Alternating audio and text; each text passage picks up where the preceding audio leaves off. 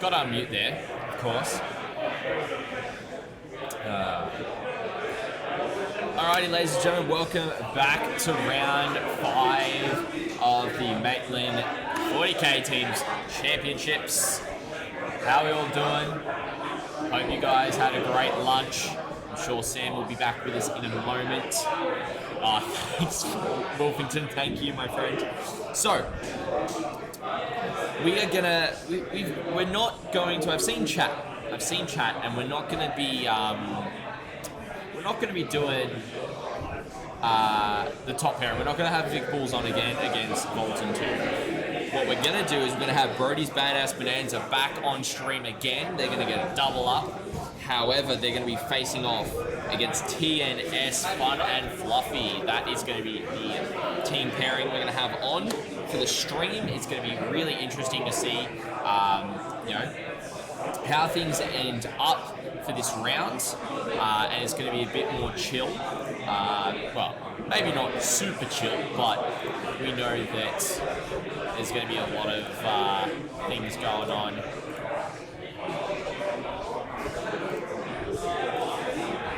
That we'll be able to, show off and have a bunch of stuff going on as well.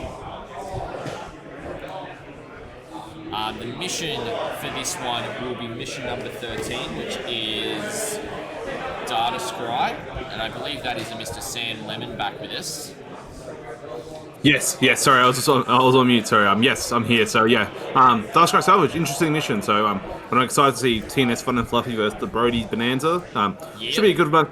Yeah, there's a bunch of good lists, a bunch of good people, and playing some weird Hold 2, Hold 3 is very, very fun. Yep, 6 objectives. So I'm actually going to duck over and have a look at the team captains. Sam, do you want to run through the mission and what's what the deployment map is, where the objectives are, all that kind of stuff, so to give everyone in chat a good idea? Yeah, no worries at all. So this one's an interesting one. So it's Hold 2, Hold 3, and this is sort of like a diagonal deployment is what it is. So it's sort of you sort of go like halfway down, then up, sort of like almost 3/4 of the way up. So, and you'll have like one objective in like the bottom left, one objective in the bottom top right, and then all across the diagonal middle is you'll have objectives. So it's very, very interesting. Put Spooner on. I'll definitely tell Scott that. Scott, you're on mute, by the way, if you're trying to talk. Maybe. Anyways, cool. So like across the middle, so it's sort of like diagonally all the way across. You'll have 4 objectives. So it's an interesting list. Interesting mission. So TNS Fun and Fluffy have so Andrew Sherman on Tyranids. I'm pretty sure that's a big warrior brick one. We got Mitchell Corrigan on Asuryani, so Craftworld. Alex Reimel on Grey Knights. Then we got Connor Burke on Custodes. Then we Pat Spooner on Imperial Knights. And then on to the Brodie's team. They do have Egor with Necrons. So Egor's a very well-known New South Wales Necron player. We've got Joshua Brodie, who's the New South Wales team captain on Grey Knights. They have Michael Duke, a very, very good Tyranids player, playing Tyranids. We have Jeremy Brodie, who is hint brother of Josh Brodie on Harlequins. And then we have the man, the myth, the legend, Benny Way on GSC. So he was on stream yesterday against Josh McMillan. So we'll see what happens. Should be a good matchup, good games.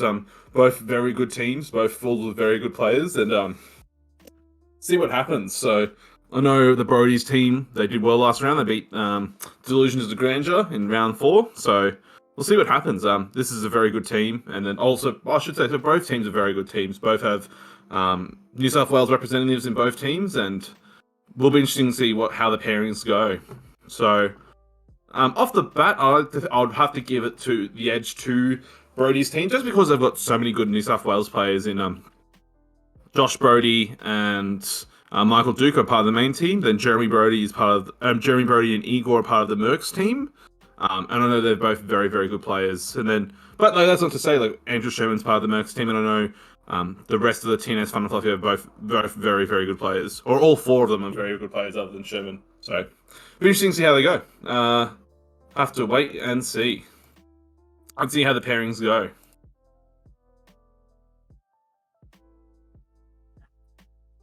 In terms of the list, so for the TNS Fun and Fluffy, their Eldar list and Ulthwe list, which is pretty interesting. So it's got Eldrads, Farseer Skyrunners, some Rangers, some Gyro Avengers, Spirit Seer, Baharroth, Flappy Bee, a lot of 5 Swooping Hawks, some Gyro Avengers, more Howling Banshees, some Warp Spiders, and triple Fire Prism, which is, woof, that thing will turn off Indrons and slap some things. So that will hurt some people for sure. So something definitely they should look out for.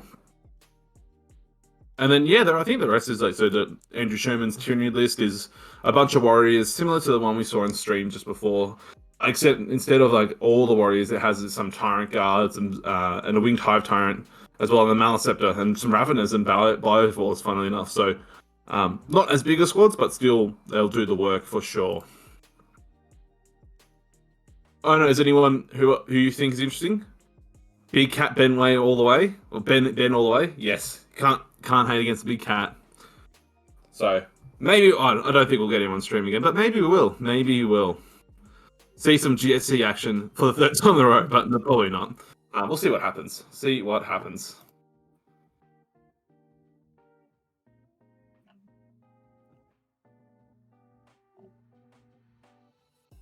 Yeah, and then the Brodies, they've got Necrons, Grey Knights, Nids, Harleys, and GSC. So, see what happens. Yeah, it'll be very, very interesting to see how the pairings and everything goes.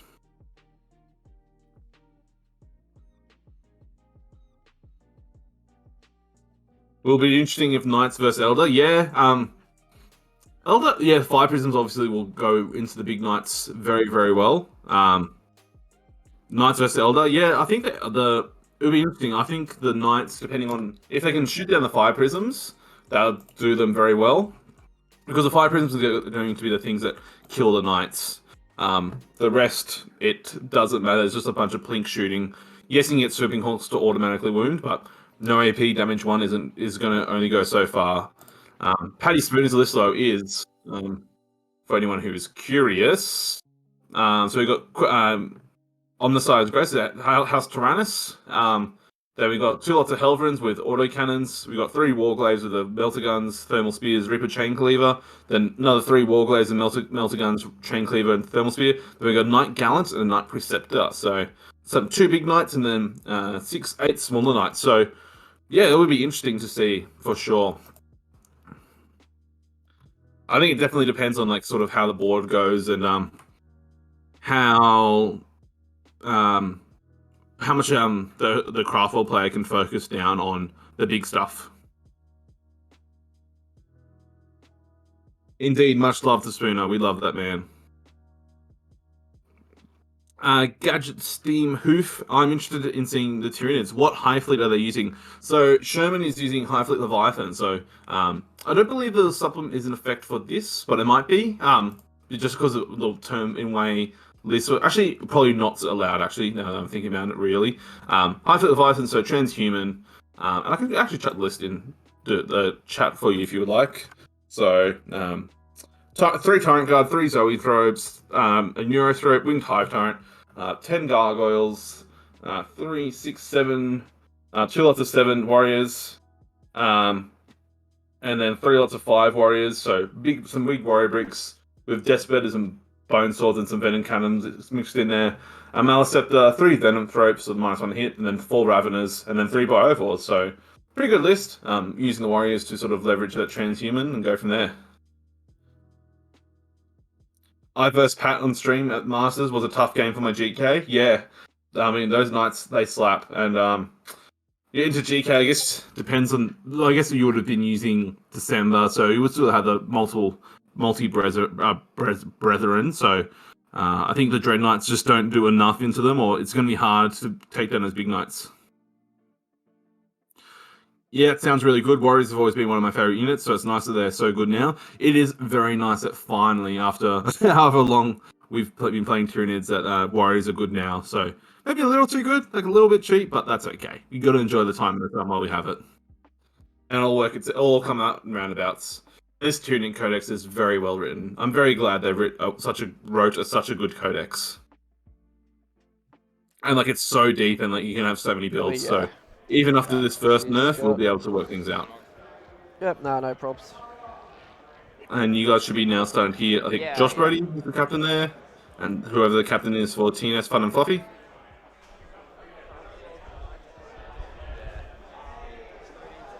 Yeah, we can hear This Josh. just suits you really well. You can just stop there to primary like 2-3 turns, and then you just win. If I can do that, yes. And with Elder, No, this is the one. It's just their shit table that sort of stuff on. quickly, do they need Yeah, no, so Josh is getting pairing sorted. Need to have two. Captain Sim Hoof, do you think Kraken has a place in tournaments? It does seem like Leviathan has the best trait for those specific units. I think there definitely is a place for Kraken, like getting those basically always counters 3 for advancing. Getting that speed is so nice. I think right now, like Leviathan and Behemoth are definitely the strongest. But that's not to say Kraken. I think Kraken definitely still has a place. It can still adapt with biology into some of the good ones, so I think it's still good, and it still has the speed, and being able to leverage that speed of unit is so nice. So I'm. So yes, I still think there is a build, but you have to build into it. Jump kidding. Yeah, which is all like we've got this. If we just keep our heads cool. I don't fuck up pairings. Let's hope. good luck to him versus Ramal? So, Can I just play Ramal and a mirror on the table? where do we have to do the On stream table? thing, right? I could just deliberately do that just to really piss him. Josh is ready to go. Josh, imagine if Yep. Alright, we'll roll off. 3. 1. Alright, so we pick table. Yep. Cool. whoever's on the stream table, don't stress about the terrain. If you want to choose another table, we can change. Yeah. Sweet. Alright, so there's our first pick. Andrew. Can't see. Grey Knights. Grey Knights, and we've got Necrons. Yeah. So, Guys, can you come over here? We're doing pairings. I have no idea. Patrick. Duke, I need you. So Grey Knights are up. How do you feel into Ramal's Just Grey don't worry Knights? about that. Now we're going to be doing pairings. I think I can smash it. You reckon? Alright, so I'm going to put. What are we going to put, Joe? So they put Necrons down. Yeah, alright, cool. So I'm thinking. Cool. That's fine.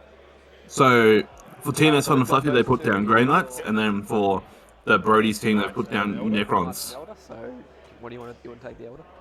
You get to choose table. Okay. Grey Knights or Nibs. You good into that? So Grey Knights into Grey Knights. Which is better for you? Gadget Steam Hoof. For the most part, just clear it with a TO in advance. For the most part, people don't care. Like as long as you say and keep it simple, like you're more than fine to do that. So, if it's a Games Workshop event, like one of those GW Opens, they might be a bit more strict, but just double check in advance. Just doesn't hurt to ask. It should be more than fine. You can probably choose one of those ones if you want to. Don't worry about the stream table. They said if you're not on stream, they'll change the terrain.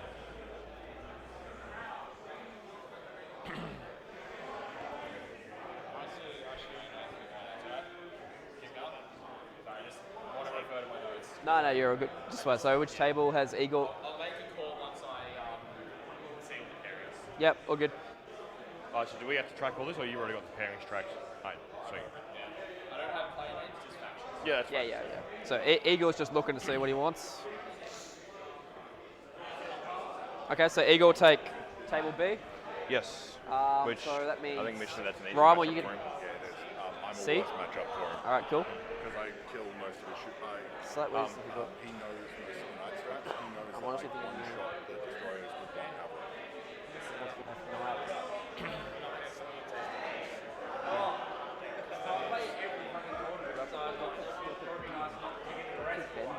To break the cycle. Worst comes to worst, I'll have to Ben. try my luck if Terry needs to fix So what they've got left, they've got Knights, they've got Custodians, and they've got shield, Nibs. and then what else do we have? Do we feel we put Jez down, or you put the GSC? So you've gone out of the So the shield, Custodians, you should be alright. they put him out. Knights. Well, that would get to take this. We have to put these two down. I think they get to pick.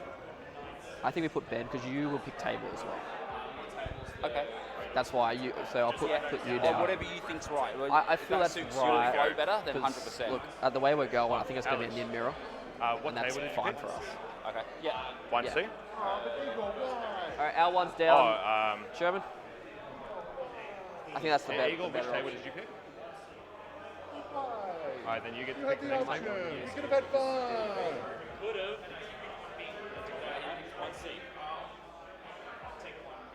Yep. Alright, so our next pick's there, Sherman. Yeah, so we got those there. Yeah, so these are the two that have to go there. Which is Nids. Yep. Well, where's your other two cards? Alright, guys, can you come over here? Need your other two cards there, Sherman. Oh, sorry. Custodians. Yep. So, you cool to go in Custodians? I'll take out here. Choose table. Harley's for the 20. Yeah, I know. Yeah, I'm going to, so. Yeah, I feel pretty good. Wait, you want to come over here? Go away, spy. So I can pick between Harleys or Mirror Machines. If I want Harleys, I'm pretty sure I What's can that? 20 So it's got 2 lots of 3 bikes, and 2 lots of troops, 2 lots of sags, a couple of treads. Yeah, that means you would be into the mids. Doesn't matter.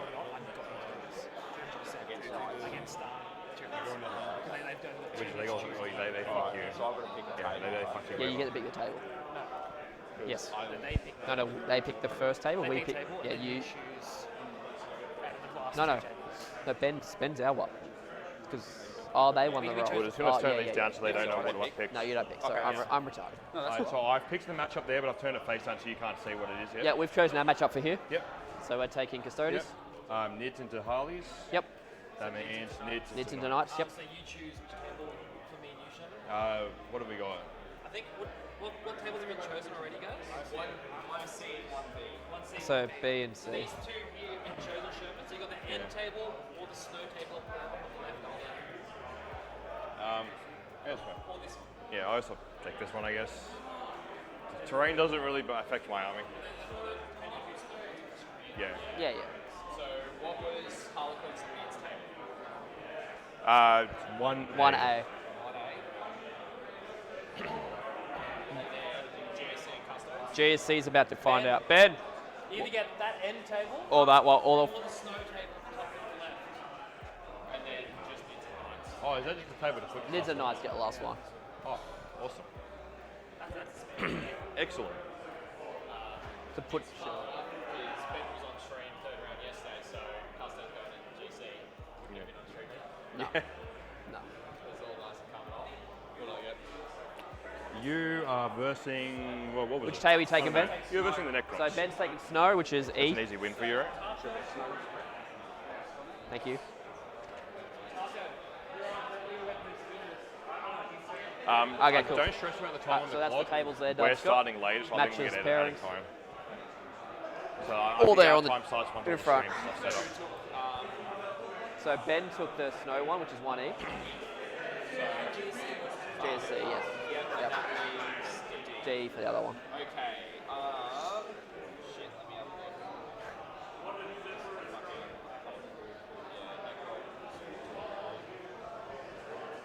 Yeah, Necrons, but we actually haven't had Eldari on, so I will go with Necrons and Eldari. Well, Cool. you're on stream. Didn't want the Granite Mirror. Eagle. You didn't want to watch that? It also, Things I don't have to worry about. well, I'm an setting up upcoming tables. Necron player myself. No. Who's on commentary Is it? Eldar player. Alright. Elder and Necrons on stream. Really good commentary to have. Didn't want the old. Oh, I guess I gotta give this back. It's You know, fine.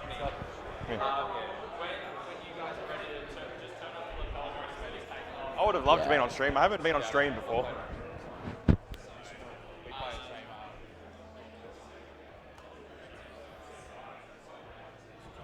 Yeah, brilliant. I'll just switch off conservative.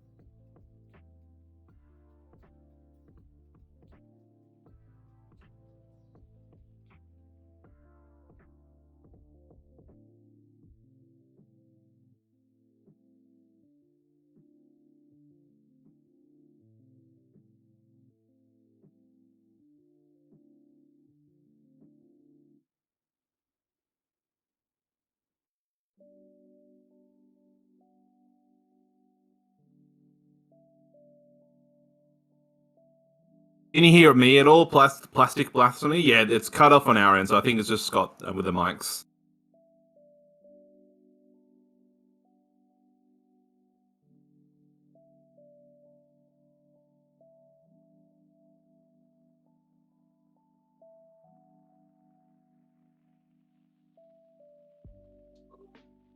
Yeah, no worries. Yeah, so I think we're just deciding who's going to be on which table. So her GK mirror, then I think it's Eldar versus Necrons, then it's Nids versus Harlequins, and then Nids versus someone. Nids versus Harlequins, Nids versus someone for them. Knights, I think. Nids versus Knights, and then whoever's left. So I think that will leave it. Let me check for you.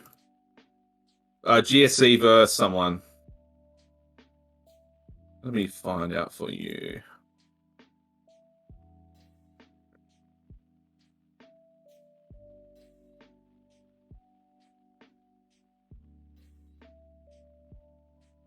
GSC versus Custodies. So. I'll know if the batteries die on those, so if you see me rush over the battery with my hand, just swap it out. Sure. The mission is Dynasty Choice salvage. During your game, if you can record your secondaries and all your points on there, that way I can just grab a photo of that, and then I don't have to interrupt you. Sure.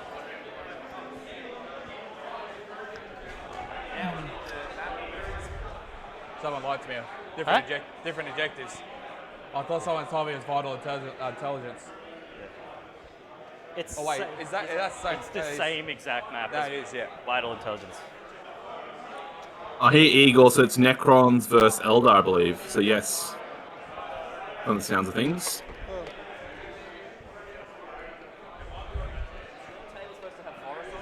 Hey. We haven't got one. We're waiting for a photo. We've got a map coming over now for you guys.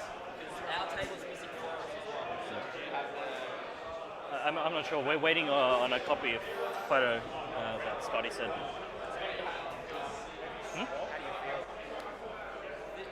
Good. I'll do my best. They're on stream, guys. So, ladies and gentlemen, so we'll have Egor Callan. So he's playing Necrons. This guy's a pretty well-renowned Necron player in New South Wales. He's part of the New South Wales Mercs team, and basically, for the most part, only exclusively plays Necrons. Just he loves them so much, and he's taken an interesting list. So, obviously, like most Necron players these days, he takes Relentless Expansionists, Internal Conquerors for that pre-game move and or countered obsec. He has a Catacomb Command Barrage, Technomancer, 3 lots of 5 Mortals. One has Tesla Carbines, the other 2 have Gauze Blasters.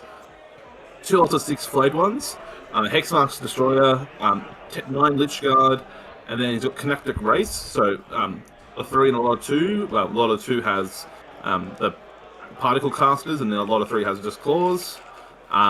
And it looks like 2 lots of 2 Ophidian Destroyers, and then 2 Doomsday Arcs and 7 Locust Destroyers. 6 of them have Gauze Cannons, and 1 has a Gauze Destructor. So, pretty interesting list. And then I think we just talked about it briefly just before. The Eldar list is a triple Fire Prism, Double Wave Serpent, Warp Spiders, Swooping Hawks, Howling Banshees, Dire Avengers, Spirit Seer, Baharoth, all Ulthwe. So, yeah, literally 2 lots of 6 Dire Avengers, Rangers, Farseer, Skyrunner, and Eldrad. 12 and 24. 12. Yeah, it should be an interesting game. The Fire Prisms will pick up those Catacomb Command Barges pretty well. Obviously, noting the Transhuman that the Quantum Shielding have. If he turns off Invons, obviously you can ignore the Fire Up Invon, but can't ignore the Quantum Shielding. So winning on 4, see how those wound rolls go. Alrighty, I'm back with you now. So I guess Sam, you've gone through the lists. Oh, yes, sir. Yes, indeed. So I guess we have Egor Callan with Necrons, and then versus Craftwell Eldar. Yes, that is correct, my friend. That is correct. It's been it's a bit of a madhouse because just trying to get everything finalised, ready to go. It's all right. So, but it's interesting that we were able to get the different pairings. So. And both armies are actually, from what I've seen of Egor's list, his Necrons are beautifully painted, and it's more of along the lines of a meta Necron list, as you'd expect, very different to what we saw round 1 yesterday. Yeah, Egor's a very interesting character. Like he's a Necron diehard through and through, and literally only plays it. And like he always takes a bit of a wacky list, like a wacky approach to things. So it'll be interesting to see how this goes out. He's very knowledgeable though about Necrons and has played many games. So don't underestimate him. Obviously, Elder are very good in this meta right now, but Egor's going to give a run for his money with Necrons for sure. Oh, 100%. And Mitchell with Asuryani as well. It's going to be, you know, it's the new codex. It's one of the new codex. It's going to be interesting to see how the Elder actually go. Because I personally haven't seen them in play, and so I was like, well, this is going to be a good one to watch to see how the codex does go, as well as also yourself being relatively knowledgeable as an Elder player, Sam, and with me as a relatively knowledgeable Necron player. So I think we can both share some great insights into how this, what the players might be thinking and wanting to do here as well. Yeah, for sure, 100%. So it's going to be interesting. So obviously, Mitchell, apologies, Mitchell. Mitchell, the one that starts with M. So Mitchell's list is definitely those fire prisms. He's abusing that. He for 2 CP he can turn off invons and like sort of twin link fire. So whatever he shoots at, he'll obliterate for the most part. While he rolls absolutely cold. So he'll be able to take out those Doomsday Arcs and Catacomb command barges and stuff like that. So it'll be interesting. I think he's definitely. The Ulthwe list, like he has a lot of strength 4, strength 5 sort of shooting just in terms of volume, which will be okay into the race. It won't be amazing, but it'll be okay. Yeah. We'll just have to see how it all goes. And what do you think? What do you think the biggest threat is, Scott? In terms of the lists, when I was looking at them and just having the brief look at Egor's list, I'm a massive fan of his list because he's got one of my favourite Necron units at the moment that I am yet to purchase myself, Ophidian Destroyers. Ophidians are such a tech unit,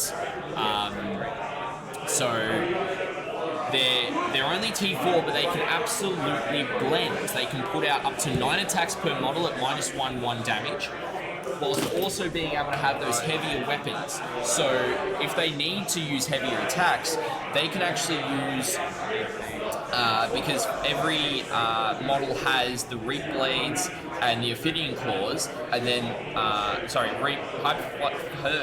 one model has the Reap Blade and Ophidian Claws, and the others have the Hyperphase, Threshers, and Ophidian Claws. So the Threshers are -3/2 damage, and it's +1 attack. The Reap Blades are -4 +2 strength, 3 damage. So he's going to be able to really turn up the amount of attacks with the Ophidian Destroyers. And the fact that they are -1 hit in close combat. The Reap Blades do an additional hit for every hit roll of a 6. And they get to set up within 9 inches from Deep Strike. It's really great. They've also got reanimation protocols, and they always reroll hit rolls of 1 with a movement of 10, weapon skill 3+, so hitting on 3s, rerolling 1s, the goodness there. They can act independently as well, so you can kind of Deep Strike them in to deal with a unit in the backfield. So that's really a unit I would be looking to see do a lot of damage when it comes in.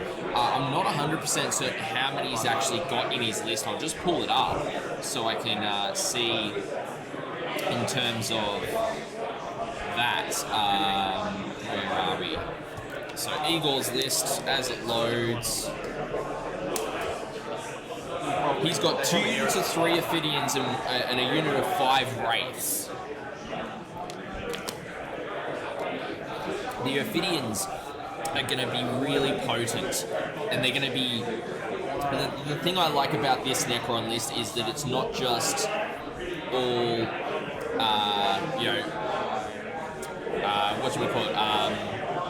Scorpic Destroyers. It's using Ophidian Destroyers, it's using Wraiths, it's using Doomsday Arcs, it's using Low Curse Destroyers.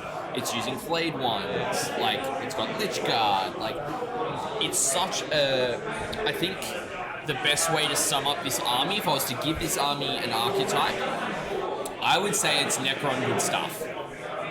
It's just taken a lot of the good stuff in the Necrons to do stuff. The flayed ones are going to be great for doing Rod, as well as if hitting destroyers if needed, but I think it's going to be very much a turn 2 close combat threat army, and with a lot of fire support coming down range from the Doomsday Arcs. Now, the Doomsday Arcs are a bit of a tech choice. I know a lot of people mightn't necessarily take them, but they are, if you get the fire lane on them, they can shut down options for your opponent. Because with the Doomsday Arc, it's got high power, which is a 72-inch range, D6 shots, hitting on 3s, and it does degrade, but it's strength 10, neg 5, D6 damage blast, but it can only use it if it remains stationary. If it moves, it's only got the 36-inch range, D6 shots, strength 8, neg 2, D3 damage blast. So it's also has a 5-up invo, and it can't be wounded on anything less than a 4. So really, it's going to be tough. At T6 with 14 wounds, quantum shielding is such a big boon on them. And considering he's got 2 of them, that's not just twice as good, that's 4 times as good as what you would expect here. So I know you're asking what the one thing was, but really, for me, the list just stood out, and that's why it was actually my number 1 pick for Brodie's team to see on stream. Whoever said you were biased, Scott? I mean, being a Necron lover and all.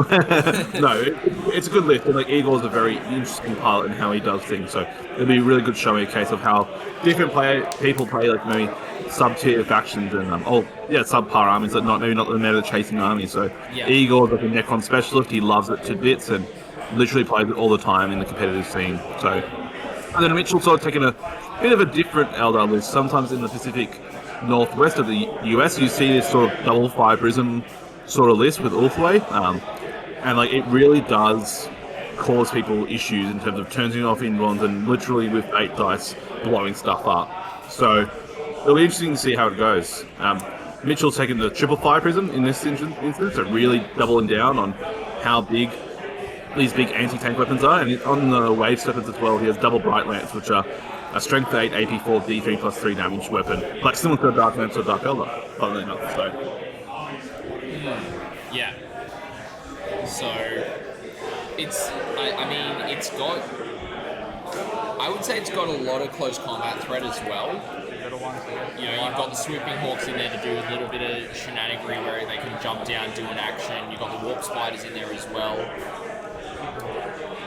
You know, plenty of Dire Avengers and a lot of fast stuff. So having the Seer Council with Eldrad in there, as well as the Farseer on bike with another Warlock in there, Spirits here, like there's that's 4 Psykers in the list. That's insane. So I wouldn't be surprised if we see Eldritch Storm go off a couple of times this game as well. yeah, maybe. I mean, it's a once per battle thing, Eldritch Storm, but yes, definitely something we can potentially see. So Yeah, for it'll be like if Egor casts up, and look, mortal wounds to Necrons aren't the best for Necrons, that's for sure. So we'll see what happens. Yeah, cool. Yeah, it's very interesting. And like the Swooping Hawks and the Banshees and stuff getting into combat, just smacking things. Oh, sorry, Swooping Hawks not getting into combat, they're just shooting. They're super uninteractive, and same with Fluffy being in by Horoth. Just he shoots and he redeploys somewhere else. So Yep.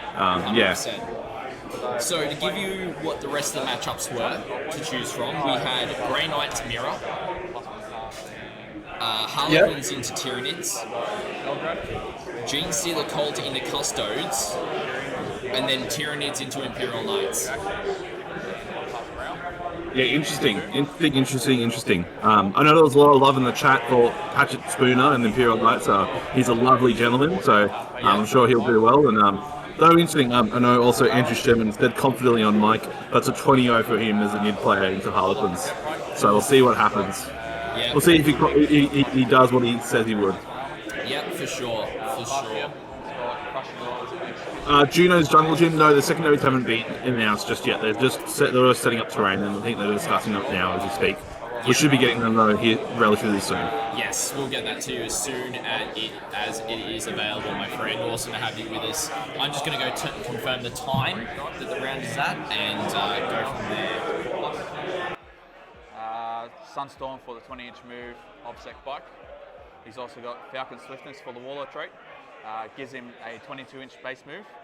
When he battle focuses, he can do a flat 6 rather than rolling, and he ignores difficult terrain as well. That's him done. Spirit Seer has the relic to give him an extra power from Fortune, and 9+ can't be denied, which won't matter against you. But he's got Quick and Restrain, so half move it to you, or I can move one of my units again, but I can't shoot or charge. Okay. And the other one is Focus Will, gives a Psyker +2 to castle, +2 to deny, and +2 to deny. Cool. So 2 Serpents with just the twin Bright Lances and Catapults. Yep. What's Bright Lance? Bright Lances, so they're twin, so it's 2 shots, strength 8, -4, D3 +3. D3 +3 damage? Yep. So 4 to 6. All the vehicles as well have the crystal target. No worries at all, Juno's Jungle Gym. How'd you get the rugby tournament? Hope you went well. And was it league or union? The second most important question. A little bit. They told me about it. So yeah, a little bit. Each one is 2 shots, strength 14, -5, 3d3 damage. Yep. They can go 3d3 shots, strength 6, -2, 2 damage if they want to. Yep. The Link's Fire Stratagem, 2 CP. Yep. And then you pick depending on so like And one shoots like 6 times. one shoots up to however many join But the it. others can't shoot depending on. Yeah, so they can't shoot their main guns, but they can still shoot the catapults. And that just gives them the ignore invuln as well. Yeah, which is pretty good. Yeah, it's awesome strat. So I've got 3 6-man Avenger squads. Exarchs just have the twin catapults, nothing else. Yep. And they can shoot and do actions. 6-man Spider squad. Warp spiders, yep. So 2 extra, so the extra guns, so it's got 2 guns and the power blades. Yep. No XR power on them. The Sweeping Hawks, just naked squad, no upgrades. Banshees have the piercing strikes for 2 damage on the Exarch. Then Mirror Swords, and I've got 5 Rangers with the Wireweed Net grenade. Sure. So 2+ D3 mortal wounds if you charge them, and -2 to charge. So -2 to charge them. Yeah, once per game. Also, if you charge them, it's they move a 6, and then you can redeclare your charges. Right. Is that on the Hawks? No, that's the spiders. Warp spiders, okay. Yeah. That is everything. I'll have cards out as well for all the psychic powers. So much stuff. All right, let's go through my stuff. So, my Dynasty's OPSEC and pregame. Pre-game, yep. So 2 Doomsays. Yep. So as we hear, guys, there's people going through each of the list discussing what's in which, what can happen. So very good talk from both players, explaining any rules or any unique interactions. So strength 6, -2 damage. 6 slide. Technomancer we have. He's got Veil of Darkness. He's got the Canoptek Cloak. Oh, well, glad to hear you're okay, Junos, and hope you'll start feeling better soon. Well, at least now you can rest up, have a nice beverage and just watch some 40k. What more could you possibly want in life? 3. Hexmark Destroyer with Gauntlet of Confrontation. Maybe a less sore head is always one, but we can't have it all. How's that work with his shoot again thing, or does that only work on the other 5? It's only the pistols. So Yeah, it's going to be interesting from both sides. So obviously Necrons have the obsec and pre-game move. And I know Egor does like to deny primary a lot, so I can see him taking Stranglehold to maybe some R&D or banners potentially, and then just maybe there's or maybe taking Herd the Prey instead. Instead of Stranglehold, also not Herd the Prey, apologies. Purge of Vermin, which is a Necron specific secondary, which denies opponents, which gets him secondary points for each table quarter an opponent is not wholly within at the end of his turn. So could be interesting to see how he goes, and then might take 2 to last, or some maybe there might be a kill secondary on offer. Let's wait and see. Destroyer. And then a unit of 5 Wraiths. These ones with the golden kind of silvery thing on them. They have no pistols. The transnational beam as well, they're called. Yeah. So yeah, and I think The that's it. toughness 4, 4 Yeah. up save, 3 wins. 4 up save, yeah, 3 wins. Yeah. Pretty much a lot of stuff here is 3 wins. Except Yeah, for I think I know most things. Yeah. Yeah, I don't have too many Alright. questions. Thankfully, I play Necrons as well, so yeah. I'm just not as good as player as you. That's the only Alright. thing. So we can do. Secondaries. Yeah, secondaries. Do you have app for it? Yeah, we'll do it on the app. Yeah. Probably do yours and then I'll do mine. Yeah. Just quickly, how many points do you give up for? Alright, so assassinate the full thing. A ball of which is 12. And bring it down is 10. Yeah, that's all it gives up.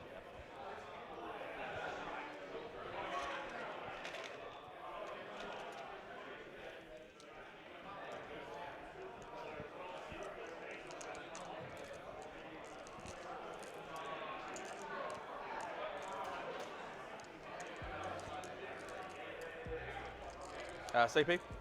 I start 7. 8. Yeah, now I'm on 7. Mission perk, Warzone, data salvage, secondaries.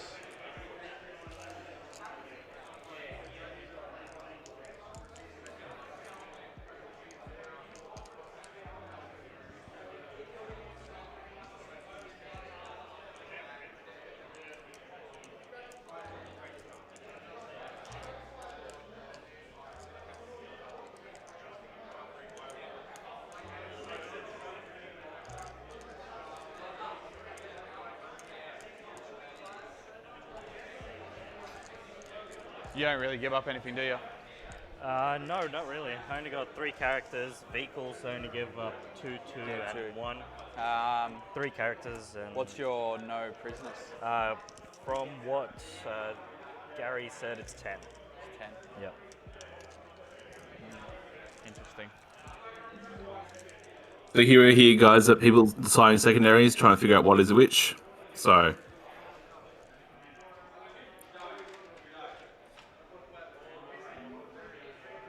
it's going to be interesting. I think the elder player probably does. It's gonna be hard to take Stranglehold. Might take Engage probably, and then I'm done. All right. do banners as well. So let's go. Purge Vermin. Yep. For the first one. That's the Necron one. Yep. Then we will go.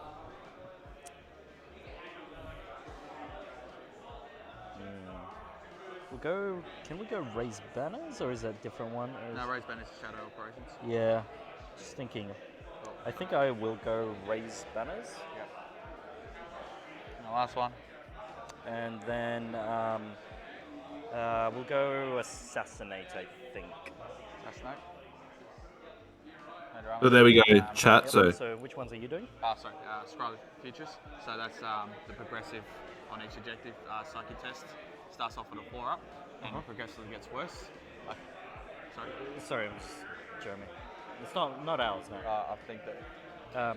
Sorry, how does this one work? So each a psyche can do the action only once per turn, yeah. and once per objective. So each one's going to be individually done. Starts on a 4 up, gets me 3 victory points. Then a 5 up, 3 victory points, 6 up.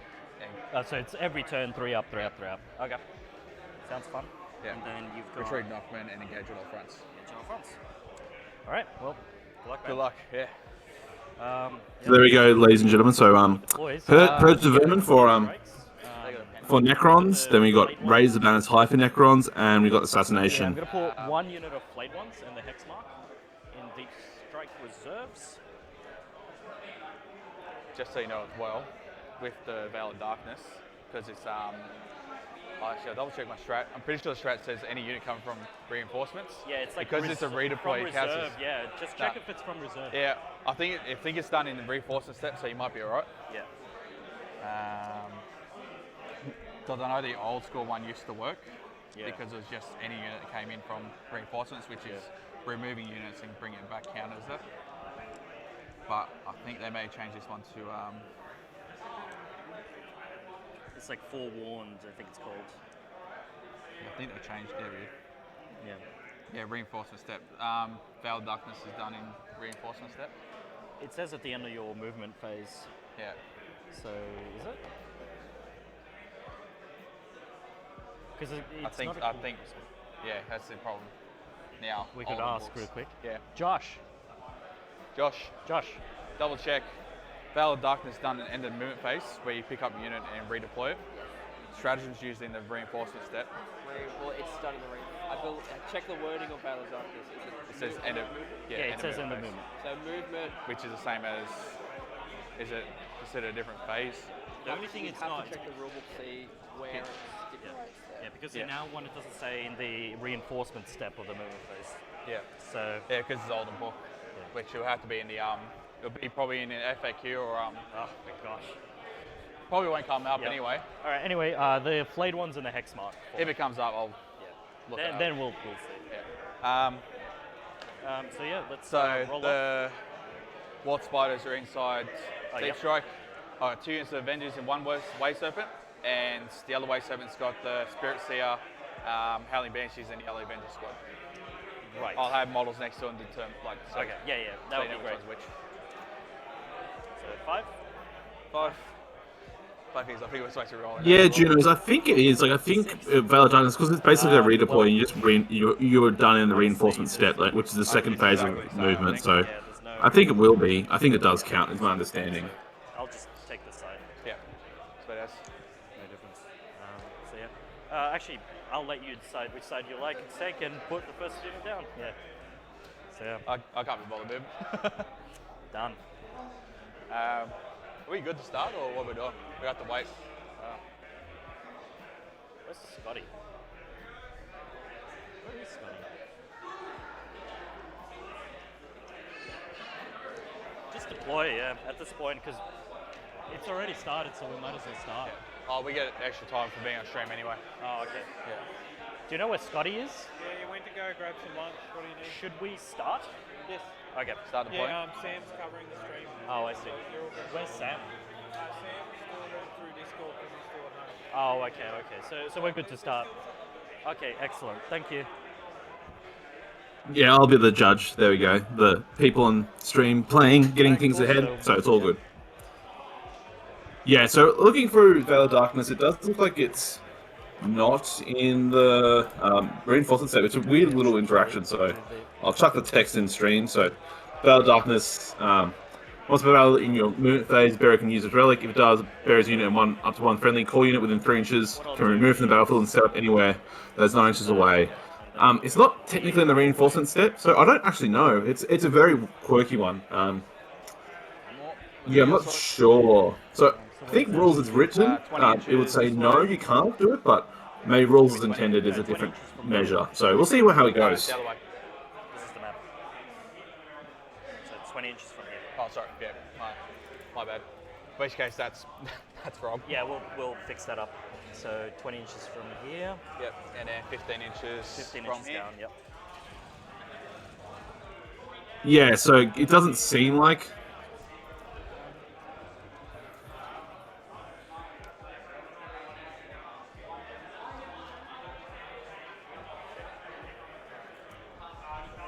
And one there, sweet. Yep. It's 20. And was this 15? Yeah, that's 15. I fucked up. No. Yeah. Yeah. So yeah, pass me yours again. Yeah.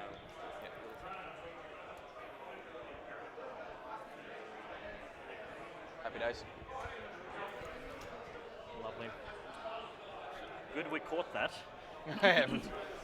Would have screwed up my own deployment. Rightio.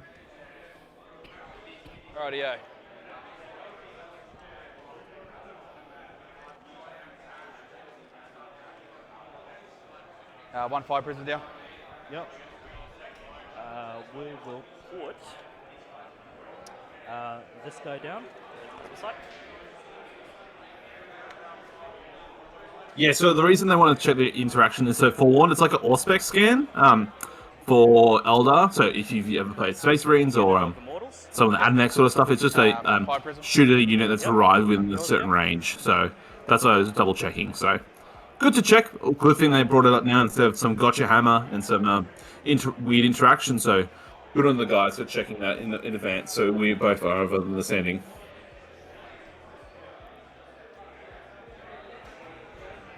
That way or that way? Yep. Unit of Immortals. 5 Prism. Immortals over there. Yep.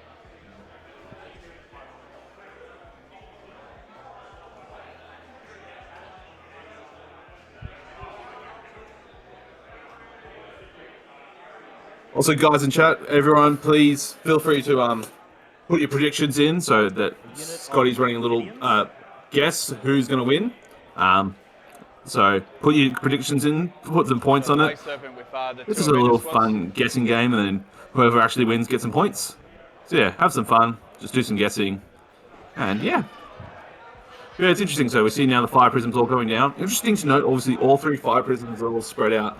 My understanding is to use the stratagem, you have to actually be within a certain coherency, but this might be something he's just trying to set up, and then what Mitchell can do is use something called Phantasm, and then he can redeploy up to 3 units. So by doing so, he can probably maybe Phantasm all the fire prisms away, and chuck them in the appropriate spots.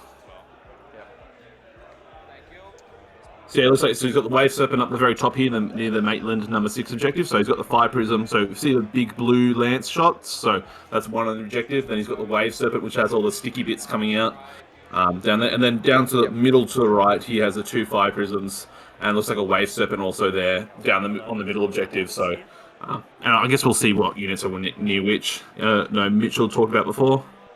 And then Egor's just starting to put down some of his Warrior Blobs into Wraiths. The Banshees, Spirit Seer, and Dire Avengers. Yep.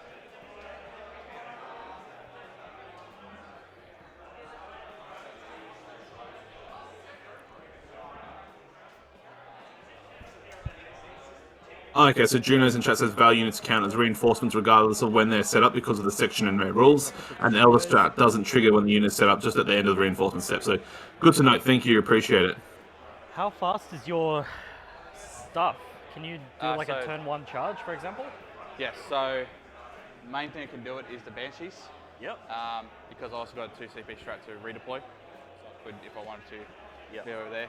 So there's Strength of Fate, you can give me auto 6 advance. So it's 3 inches out of the tank, plus 8 for movement, plus 6, which is 17-inch movement. And then 2d6 charge, I can make one of those a 6, so that's minimum 7. Wow.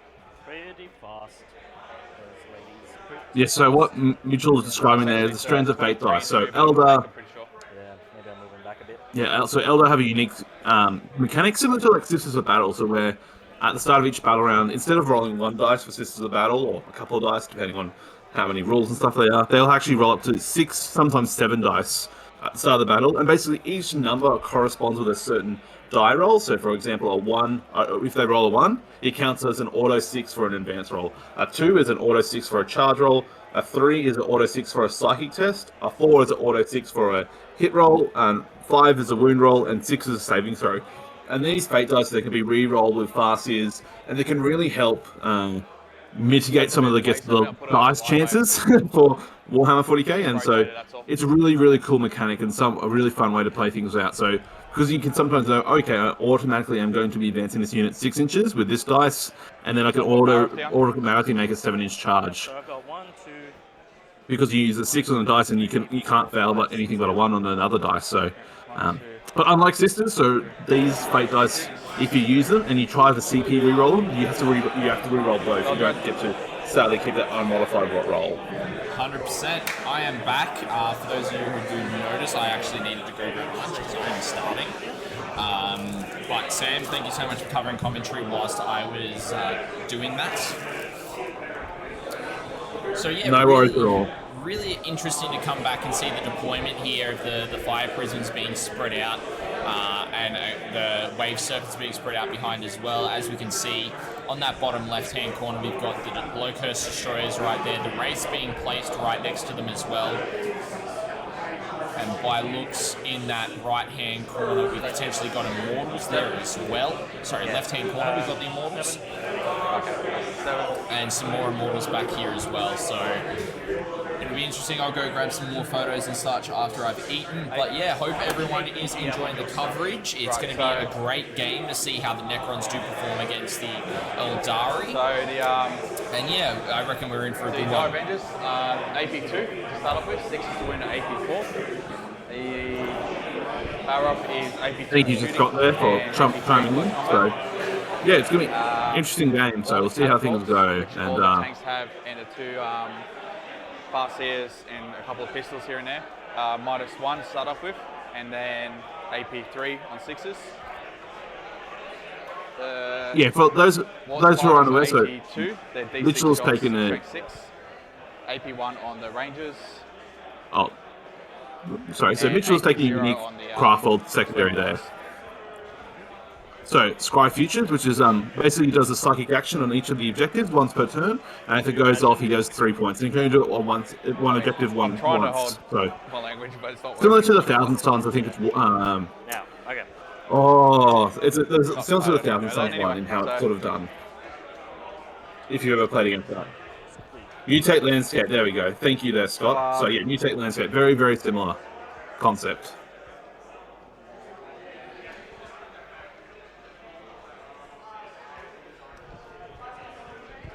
Alright, so I got my protocols.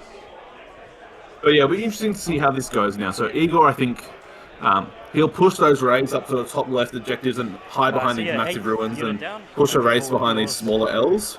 And then from there, he'll look to probably launch out and try and tackle number 6.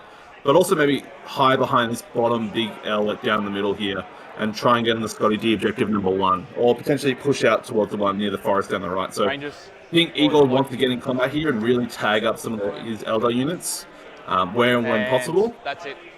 That's it. Undeployed. And let's avoid the firepower where Finalise my that's stuff. as reasonable. Technomancer. And each of the 5 prisms here, As well.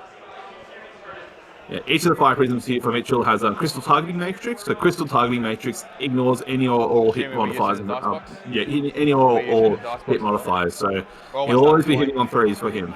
Almost done deploying. Then we'll be rocking off. Yeah. And we're going to use the dice box. Sorry?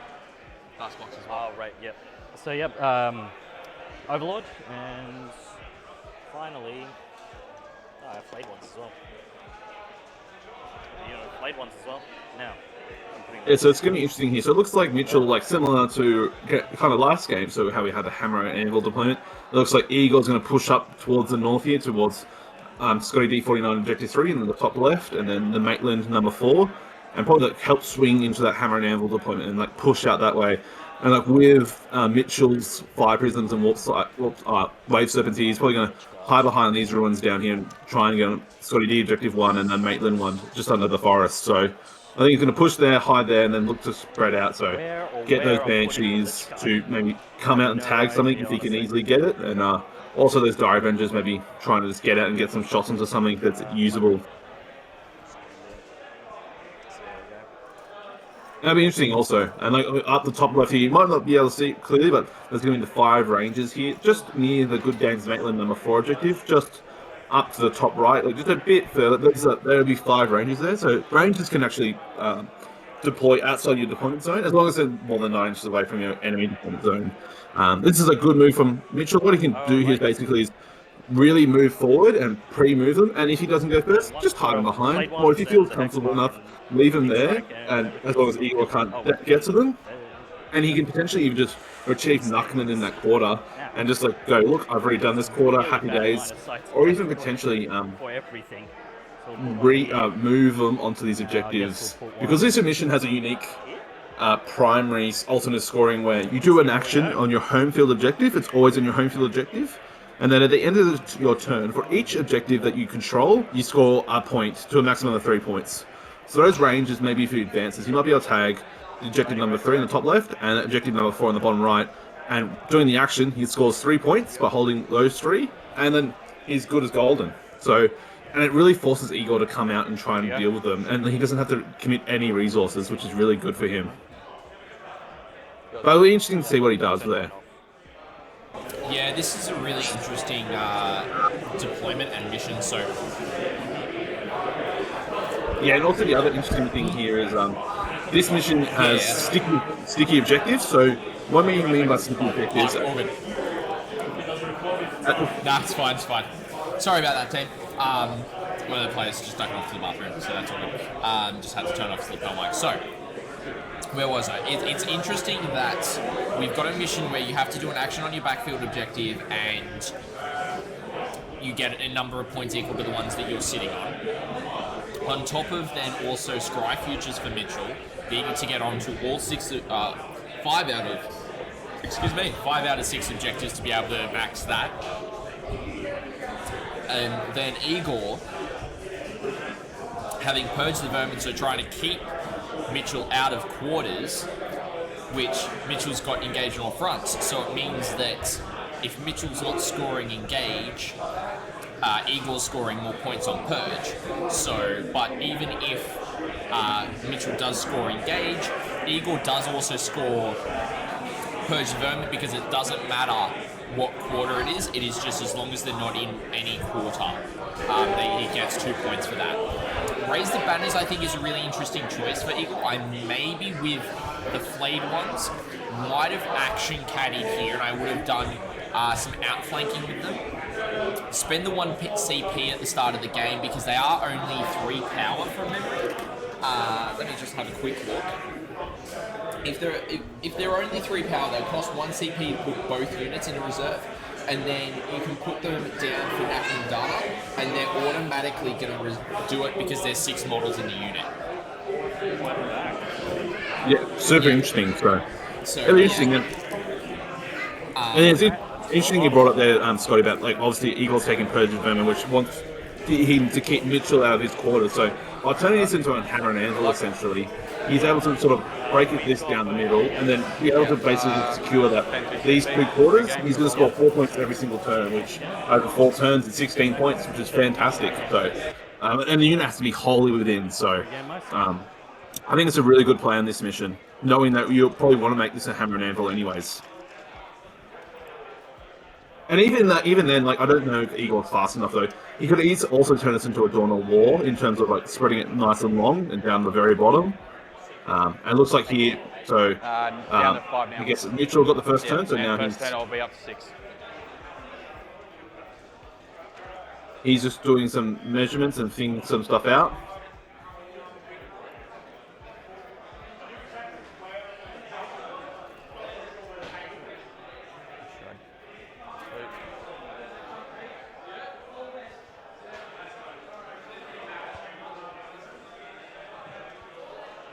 That's the one with the Banshees in it, right? Yep. Alrighty, so just confirming that Eldari are going first. So there we go. So Mitchell using Phantasm to deploy super aggressively. So put those wave serpents over the other side. So that way Egor has to deal with the wave serpent and the Banshees inside, which are a massive melee threat unit. Yep, 100%. And to see that even he's already, if you look at it, I dare say these guys are going to go down there into this quarter, and he's already got units in there, he's already got 2 points on engage. First turn, easy. What I will note though is that Egor is going to be controlling fire lanes really well up the middle. If those wave serpents move out, they're going to get blown away. But the important thing is that the wave serpent that's over here has to move out and around to get there. So what could actually happen is this wave serpent could move down and get a return fire lane down that way.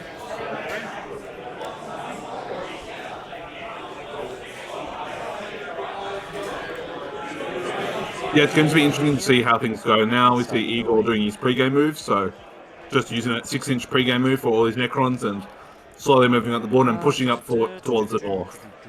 Let's see. Don't stay. Back. Now, it's interesting that so Relentless Expansionist is great for this, because he's already moved up the models in the top left to be able to get onto that objective if they don't die. And because they are obsec compared to the Fire Dragons that I believe are up in that corner. Is it Fire Dragons, I think? No, Rangers. No, they'll be Rangers. Okay. They're troops. Okay, so it's kind of like the Rangers mightn't do much to the Immortals, but the Immortals will do stuff to the Rangers. So it's really going to take that Mitchell's probably going to move the Rangers to being behind the forest there, so that they've got -1 to hit when being shot at. Moving up on the bottom flank, of course, also is going to be interesting because it can potentially expose him to the bikes that are Is here. that the one out of quarters? But at the same time as well, it's, yeah. But I will also note that even if, because if he posted this stuff, let's have a quick look, because I reckon he may have done the cheeky Relentless Expansionist Eternal Conquerors. Relentless Expansionist, Eternal Conquerors, yeah, so it's double obsec on those Immortals, so they will actually out-obsec the Rangers on that objective. So even if Egor doesn't kill them up here, and the Ranger's still on there, he'll still technically hold that objective. So, and this is the thing, sometimes players don't take into account the double obsec on troop units for Necrons, and it can catch them off guard. Yeah, exactly, because it skews the math a little bit. So obviously you talked about those 5 Immortals up to the top left. I mean, if you have 5 Rangers on the objective, Egor only has to put 3 Immortals on the objective to outscore it. And so, and also obviously noting any other shooting his Immortals may do into the Rangers. Because the Rangers aren't the best in shooting. Like, it's going to look at the Sniper Rifle, like strength 4, AP 1, damage 1 from memory. So, not the best. Strands of Fate. Yeah.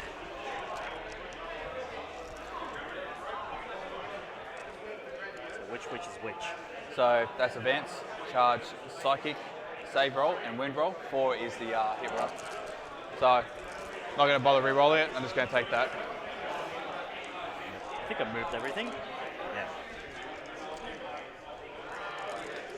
Yeah, so here we have Mitchell rolling his fate dice here. So he's rolled like the a 1, a 2, 2 3s, and a 6. So he's got an advance, a charge, 2 psychic tests, and a saving throw. And those saving throws are really cool because with Ulthwe, everything has a 6 up invulnerable save. So using an auto 6 saves like Tink already ignore that save, and you can really use it in clutch situations. So you're in Sudden Storm. Yep. So everything's a 12-inch move while in range of the. Yeah, +1. Yeah. So there's 8. So 20-inch threat range, 12-inch move, 13-inch move on the command badge. Yep. Yeah, so good thing here, Mitchell. So obviously he knows Necrons very well. He talked about how he's played Necrons as well. So look at him pre-game moving. So he's pre-measuring, sorry, I should say. So he's just lining things up. He's like, okay, I know what your maximum threat range is. If I stay outside of it, I know there's no absolute way you can shoot me, which is really well done by him. And it's one of the best things that top level players do is they pre-measure everything that the opponent can possibly do. And it's like, right, I know what my chances are of getting shot. I can mitigate it fully or risk it that 1 or 2 can shoot into me if I want to like get the forward movement and momentum. It's also good because it's showing that the players declaring their intent of their moves, so that they're like, okay, I want this to be out of range. And here we go. So the fact that Mitchell got first turn, he's moved the Wave Serpent up and around here to have this fire lane back. So it's going to be a shooting contest between the Doomsday Arc and the Fire Prism, I reckon, in the shooting phase.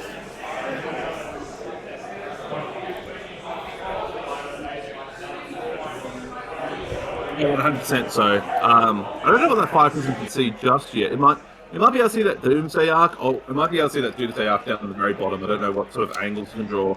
No need skewing terrain, so it's really tight, but he might be setting himself up for the next turn. Like that next 5 prism can probably move over between the objective 3 and 4, between those 2 ruins, and really come down this vertical fire lane down to number 4, or even across. Sort of where those ranges are now. If the fire prism went there, you'd be able to draw like vertical lines into the Doomsday Arc or to the other ones, and also just put another piece of like another unit that just Egor has to deal with to counter against Purge Vermin.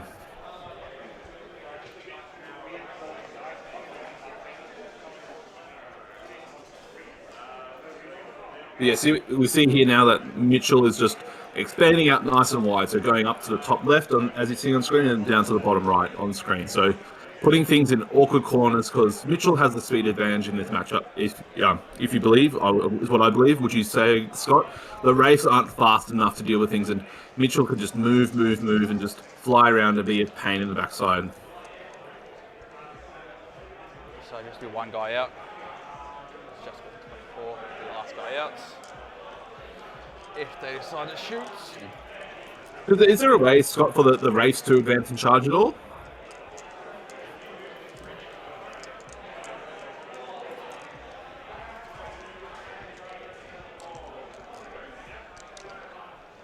That's definitely a maybe. So we'll find out. We'll find out soon from him when he gets back. And it looks like some random 5 units out in the middle. Might be some Dire Avengers, I believe.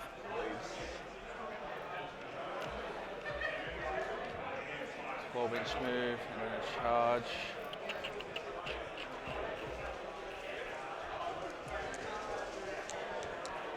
You were asking for something, Sam?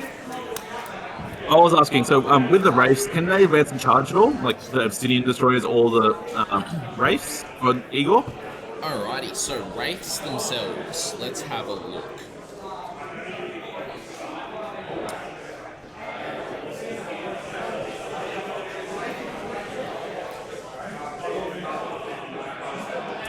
They can shoot and charge when they fall back.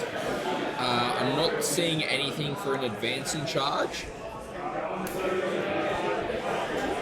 However, the good thing about Wraiths is that each time they make a move, so a normal move, advance, fall back, or charge, until that move is finished, models can move horizontally through models and terrain as if they weren't there. So pseudo fly in terms of that keyword. So they can really slink around and get through a lot of things. I will have a look at the Ophidian Destroyers. Don't, but there could be a command protocol that, depending on which turn Egor picks it for, can actually really help in this instance. So, let me just quickly find those. Right, yeah. In a movement phase. Yep. Warlock's going to do data intercepts on the objective. They're going to deploy R&D. And move on to Psychic. Eldrad's going to go first. Go +1 CP. Goes off. Go up 1 command point. Tell them that. So, I'm going to try and give OBSEC into actions on them. Goes off. And other powers are wasted. He's doing that. He's on the transport. He's down him.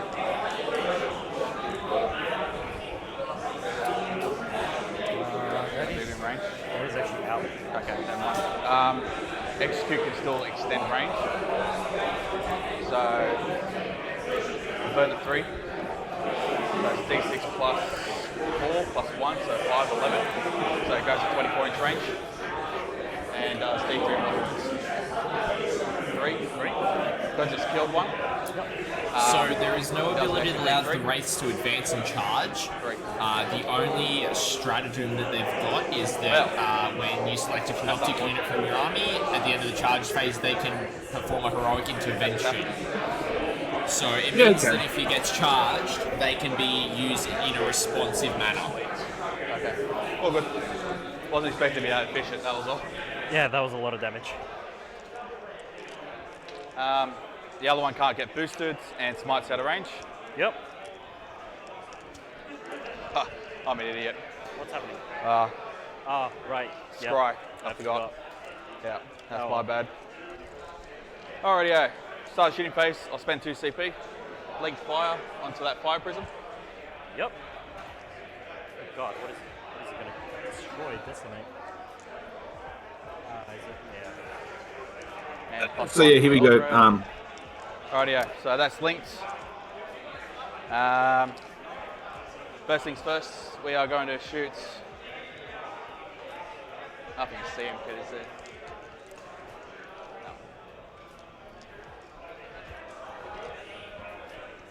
all the Swooping Hawks are going to go into them. Oh, that must be what's in the middle. So the ones near the objective 4, Swooping Hawks, that's what that's there. Four. Yeah, so 4 Hawks into the... Yep, so minus 1 hit. So it'll be 4 hit through the forest. 4 hit through the forest. Yep. Achy Sake, welcome to the chapter. Thank you for subscribing. 6 is auto wounds. Then it'll be strength 4, so 5. And I get 1 reroll. So 4 wounds, no AP. No AP? Yep. So 3 ups. No all damage. good. Baruff is going to shoot down at the. Before that happens, redeploy.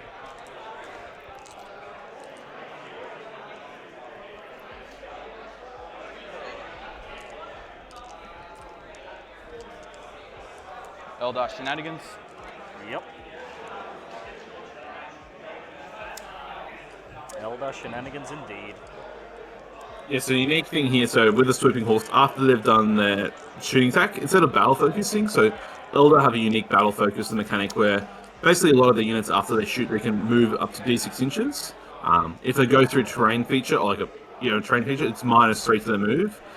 So it's basically like another normal move per se, and it's another caveat.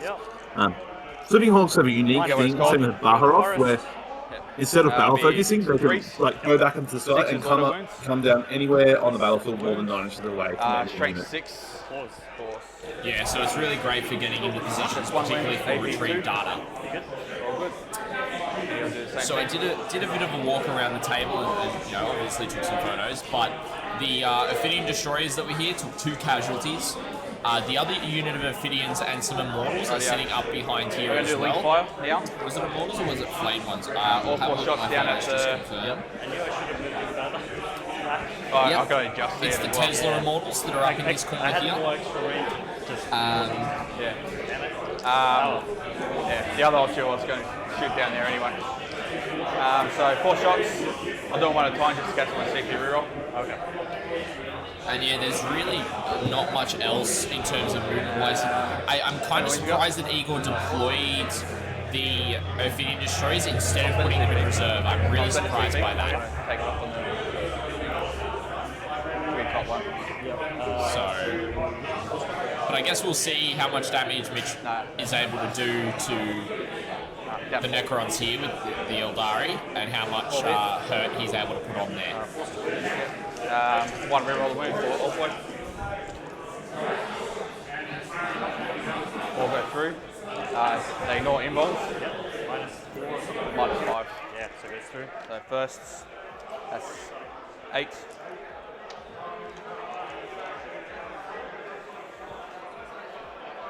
Uh, 6, that's 14 already. Yeah, I've got 6d3 to come.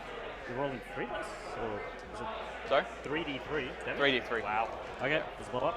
It does not.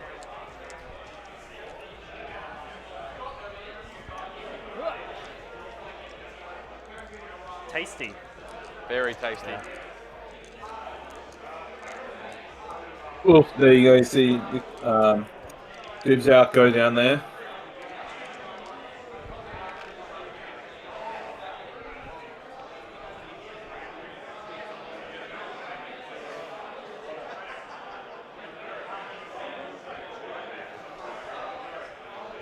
Right, that's all I can shoot. Combats, I don't have any charges. So that'll be it.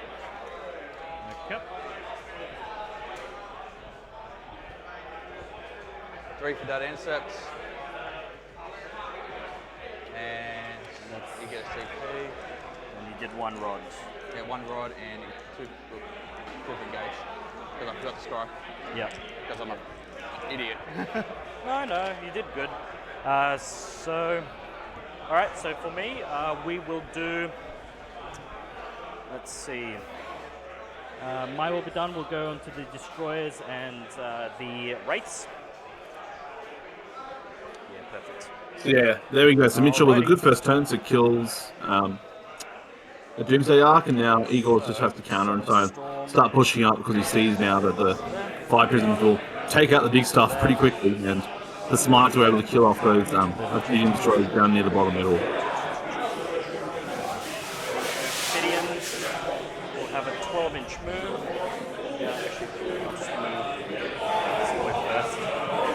Yeah, so losing one of those Doomsday Arcs first turn is brutal. They're 160 points, so that's like almost 10% of the list gone. So they're great when you are able to shoot first, but if you get taken off before you can, it's a massive blow, particularly in a matchup where Mitchell's using 3 Fire Prisms. So right, and they will raise banners. Interesting choice moving up the Ophidians onto the objective. Just gonna advance that little thing here. But also, we can see the Immortals are turn 1 the terrain up there on that objective. They're probably just on it.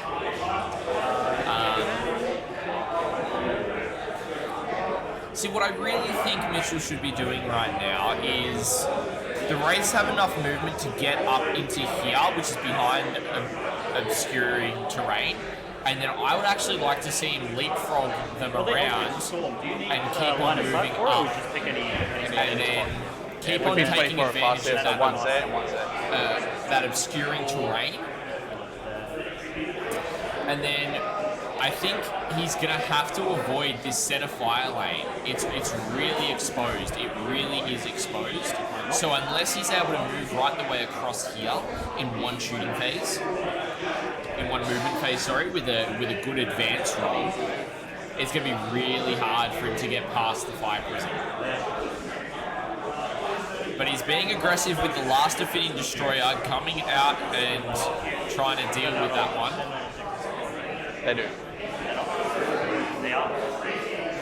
So I've got Will of Shurian up on him, and they're next to Baruch as well, which gets an offset. And Baruch himself is offset. Right, so he's going to have to get on there to kill everything there because they're effectively double obsec technically because they get it from 2 different sources. We'll advance with the Lich. Actually, no, you can only get obsec from one source unless it specifically states you count as double obsec. No, it's just so the swimming pots don't have obsec naturally, but when they're near Baharov, they get objectives secured. It's like an aura range of objectives secured for them. Yeah, and he was saying that he got the psychic power off from here to make them. Oh, correct. Yes, Will of Asuryani. Correct. Yes. Yeah. Apologies, So yeah. I'm not 100% certain if either source has the ability to stack to make them double obsec. No, it doesn't. That definitely does not have that. So. So that would mean that the Ophidian Destroyer going in is going to hope to kill a lot. Yeah. I think Ophidian Destroyer. How many attacks does Ophidian Destroyer have, Scott? They can. I think base for a single is. They're 3 attacks base. With the hyperphase threshers, if it's the one remaining, it makes an additional attack. Or if it just does the Ophidian Claws, which it could do, they're -1/1 damage, and they make 2 attacks. So we can make up to 5 attacks to be able to deal with the swooping hawks that are there. My bet would probably be he'd do the hyperphase threshers to be able to do -3/2 damage. With 4 attacks, make them dual morale. And be able to use the obsec numbers to be able to counteract or contest that objective. Raise banners? Yep.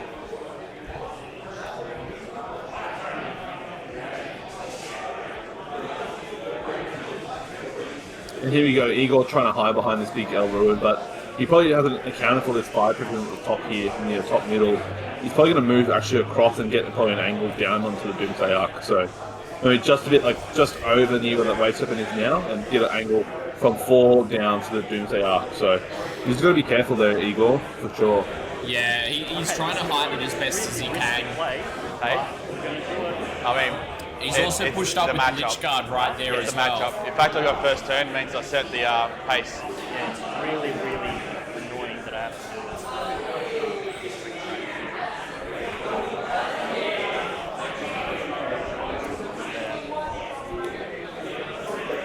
do You hear Igor saying it's really annoying he didn't go first. Yes, Obviously, yes. we still be able to take the precedent. Yeah, yeah. So actually, you know what? Which is from this one, when I was looking at the maps for terrain-wise,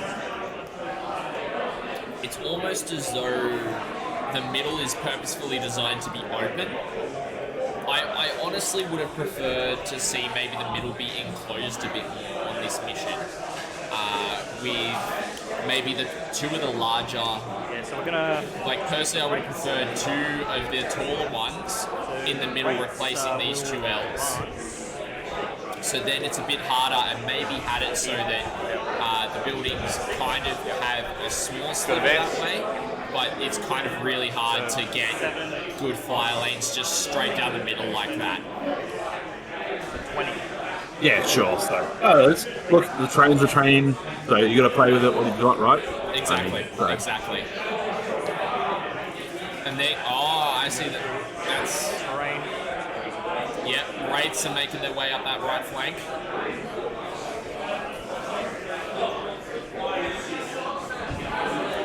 Now, if you're wondering what the heck is actually going on here, why is he moving that far with Wraiths? Wraiths actually get to ignore terrain and miniatures when making movement. At the end of that, So they just bed straight through. see what happens.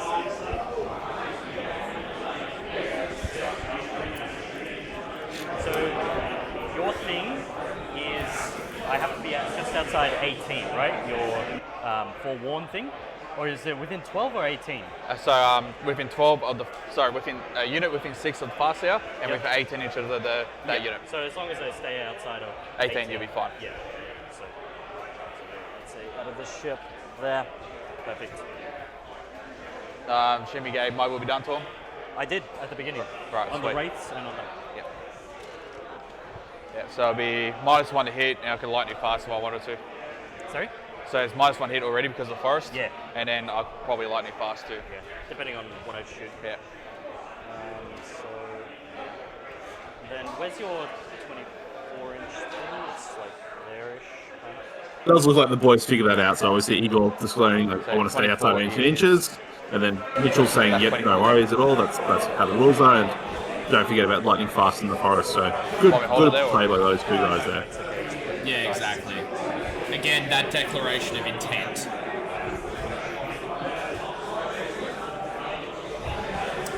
So that's really interesting that the destroyers have moved up.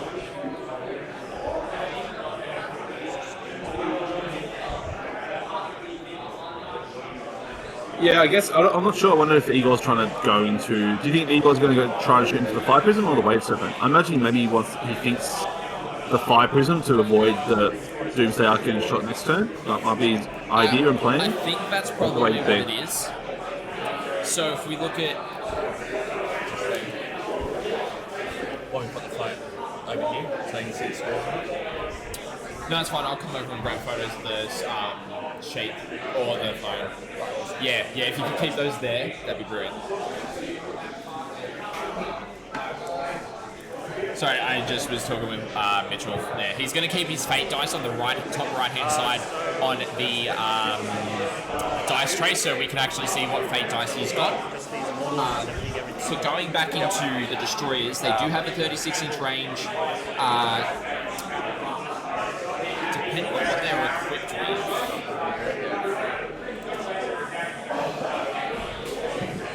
And then the other one, no penalty. So the Gauss cannons, they're only 24-inch range. They're heavy 3, 6 shots, -3 D3 damage. So he's got a lot of firepower there to be able to put it onto the Fire Prism. Well, he just took off those ranges up in that top with the Immortals right here. They just got taken right off.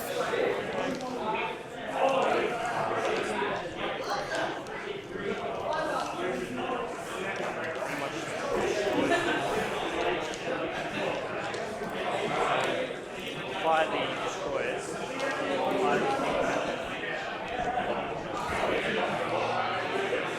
Alright, so we're 5 with the big cannon. 5. Yep. The big gun there. And 1, 2, 3, 4, 5. 5 in the box.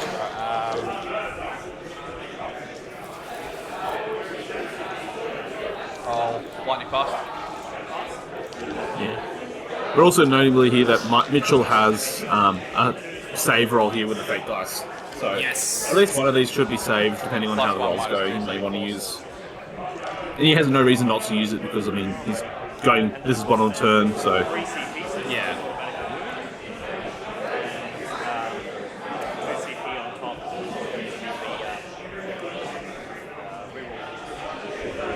So that's the exterminate and the gauze special one. So down to 6. It's going to be the 4 plus the heavy. So here go the destroyers.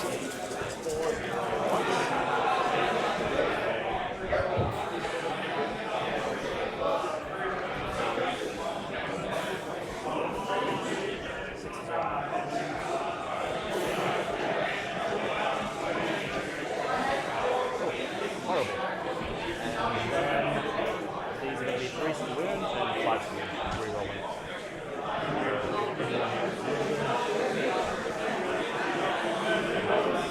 That's many. Against. -4 for the big one, Yep. and then these are -3. Okay. I'm going to pass that -4. Yep. And then 2 saves. Let go through. So 5 damage. Down to 7. That was against the fire prison. Didn't do enough though.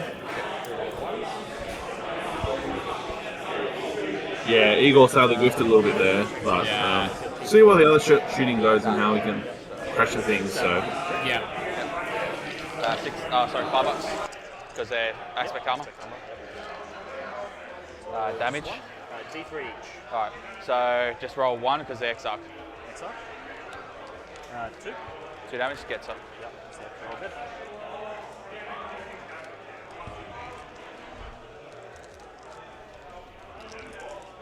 yeah, here we go. So the sleeping horse going down to some shooting, and then Baharov's just still on the objective. So We'll see what we can do. So that's Eagle it. now contesting that objective with Obsec and one model, and same with Mitchell. I think so. I think that is all. Yeah, what we'll do, I think. Yeah, we'll raise the banners there, raise banners here, and do direct assault. Yeah, that's it. So, Leadership. oh yeah, Needs a 3 or less. Runs away. runs. Okay. So end of that, I did direct assault with the flayed ones, raised banners with immortals. Yeah, so you get 2 for direct and then I assault. got 1, 2, 3. He's Obsec as well. He is Obsec as well, so Himself. 2 then. Yeah. All right.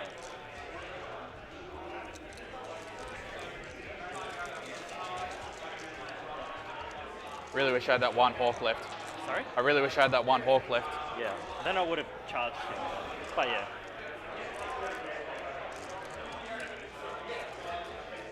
Rightio. Strength There we go. Is his like warlord trait that allows him to be Obsec? Yeah. So No, it's, all Phoenix Lords give Obsec themselves and then their aspect within 6 inches. So yeah, those sweeping hawks being decimated. Let's see what the combat will do. Maybe he's got enough to. My turn, slip get across CP, and- control only 2 objectives. Swear. Hold 3. Yeah, so that's Igor's turn. So he said there's no more charges, so he doesn't want to declare a charge into the Right. Baharos. Interesting. Yeah, I'm surprised. I thought That.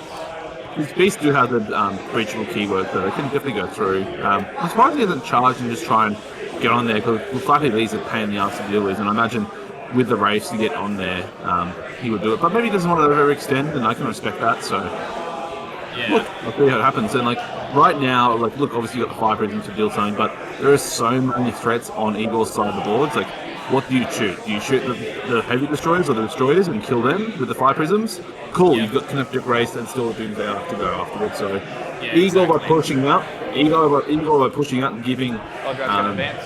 Mitchell so many threats, which we talked about in the last game, which I think David should have done with his warriors. It gives Mitchell the questions like, okay, where do I want to go, or where should I go? Yeah. And he's, he could still push for that fire lane you were talking about, which is got the Lich Guard and the Athenian Destroyers. But the big important thing here is to note that Mitchell was denied this objective here. That's the big thing to note. Yeah, so there's only 4 points on primary then for Yes. Mitchell holding 2. Did you want to try and get a score update then? But I think I'll head over and get the score update now.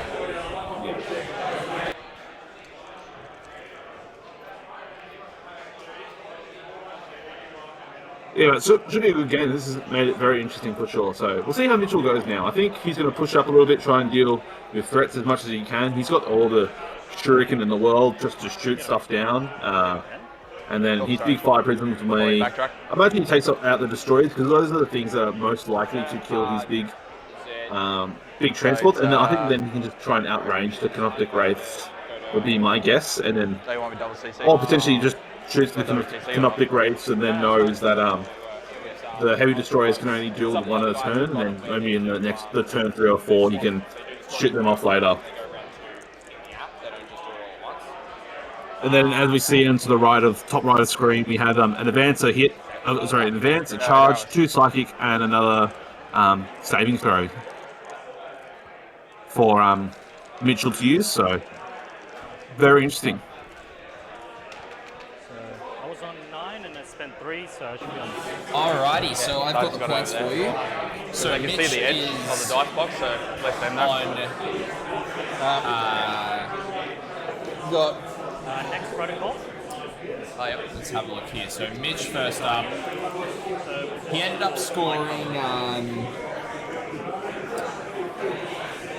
2 points on, 3 points on primary for data intercept, and then 2 points on engage on all fronts. So a pretty good start. He's on 5 points for the top of the turn, and then for Egor, he scored 2 points on data intercept, and that is currently it. I think he should have scored 3, I thought, I would have imagined, but that's okay. I thought he would have scored 3, because of being his home field objective, the top left, and I thought that middle number 4 he would have obsected it, but that's okay. If he didn't, that's okay. Nothing wrong with that. Yeah, we can get clarification on that potentially. And I will note that in terms of CP, Mitch is down to 4 currently. Oof. So a big turn. I think he got 1 and he spent 6. Yeah, wow. So actually got 2 last turn because he must have gotten 1 back from the psychic power. And then he got +1 this turn. So he's currently on 4 at the top of the turn. Egor is on 6 though, and I just changed Egor's incorrectly. So 6 for Egor and 4 for Mitch.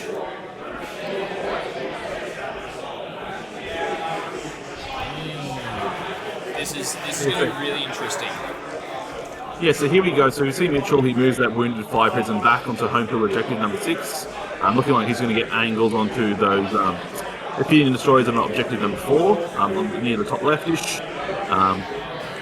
Yeah, that's what looks like what he's going to do. Unless he can draw a line of sight to the locust that's touching the ruins.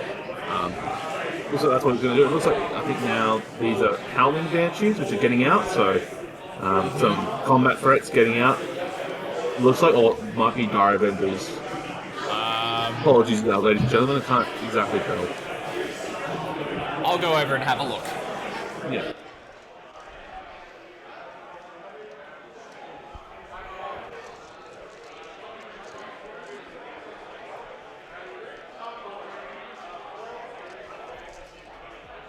Here's the Auto 6.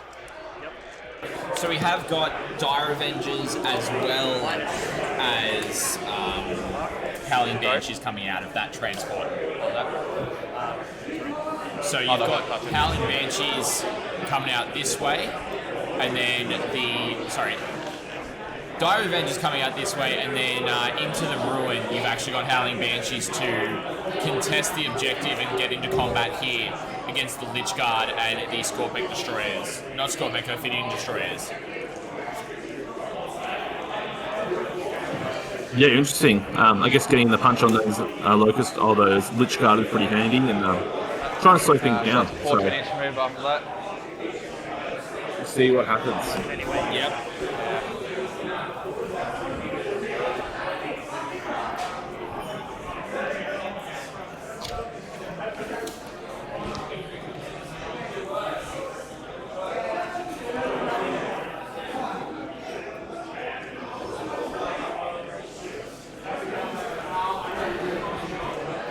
What I do find to be extremely interesting was his movement of the Fire Prism. Moving it back. That's something that I was not anticipating, personally.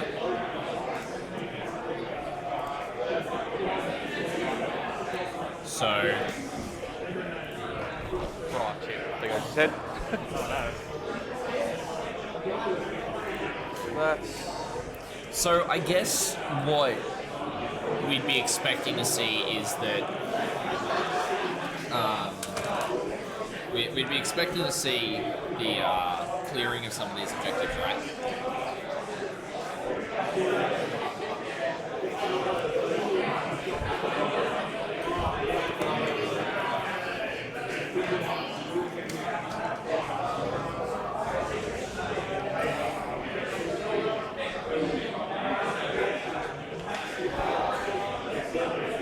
Still got one squad inside it.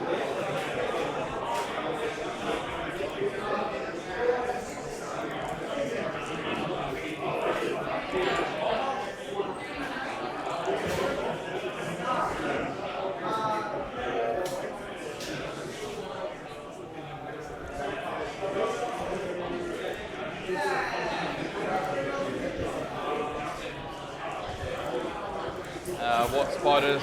They are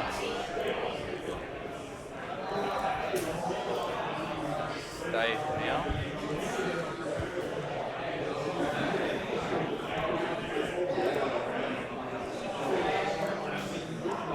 Right, end of movement phase.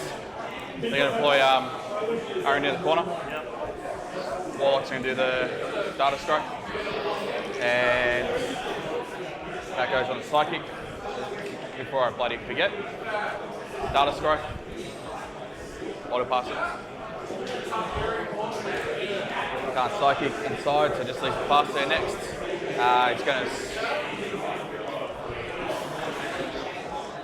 smite first. That's a very good way to use Fate Dice to secure points. Using something you get for free to get victory points is such a good use of resources. Raise the 3 wins. He's going to try and execute the last remaining die. Fails. That's all Psychic does.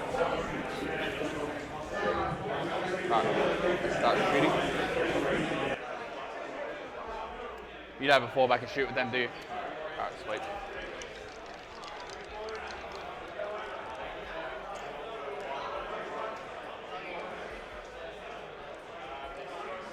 Link fire onto that one, all 3.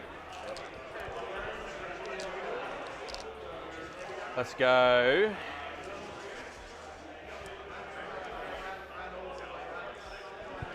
All the Avengers first into the Ophidians. Ophidians, yep.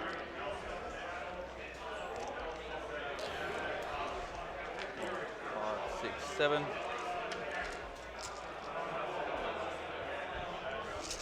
Okay, 3 hit the Ophidians.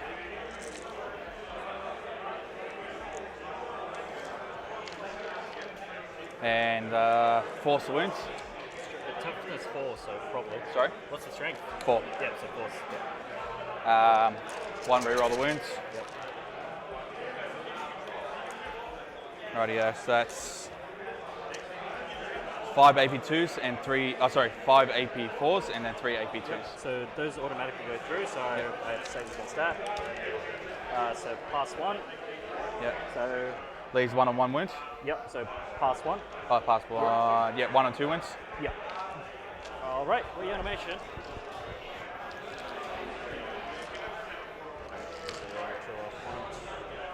Two. And see if we can come back. Move. That was huge. Let's see if anything comes back from this. Yep, 1 back. Nice. 1 is able to reanimate there, so we only lost 1. And using that reanimation to move that model forward. Great use. Twin Lancers and that. catapults into the podiums. Yep. 1 hit. That's 1 dead. 1 dead. AP4, minimum Yep, 3. so that's the guy on 2 wounds, he dies. Yep. And then the catapult. All hit. Force. With 1 reroll. Oh, yep. 2 AP1s, 3 AP1s, and then 1 AP3. So those ones. Dies. Yep. Then gone. And I'll just remove him as he also goes. Yep. There we go. Rightio. The Twin Lancers into the Wraiths. Yep. And then the catapults into the Ophidian. Ophidian. Twin Lancers, both hits, both wounds. Wow. And 1 moves damage? Yep. D3 plus 3. Yep. And reanimate. Oh, yeah. And then I'll do the Ophidian. Nah.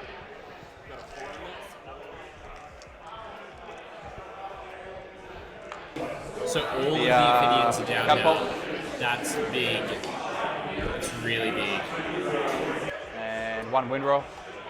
1 wound AP1. A good target priority there by Mitchell, just focusing down the Ophidians. He knows what he wants to kill. Yep. Yeah, 100%. 100%. 2 AP3s. And your battle focus.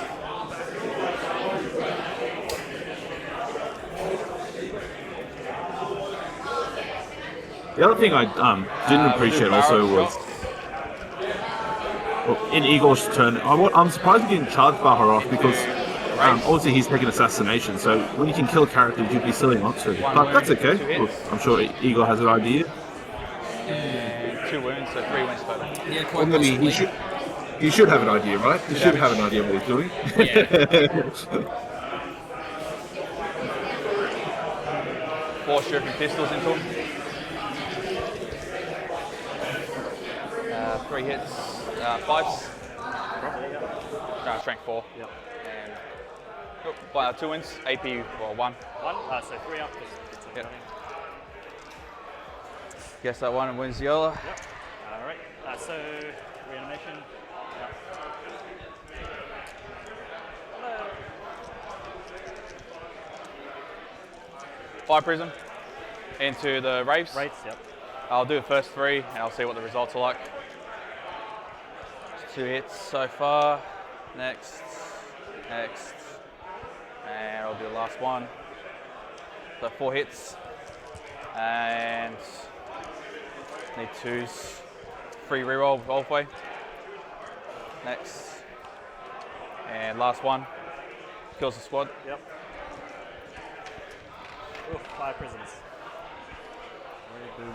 That's big. That's huge. That is absolutely huge. Shot, the target, linked, nothing. We've got the battle focus, shots. That just leaves charges. So Banshee's going first.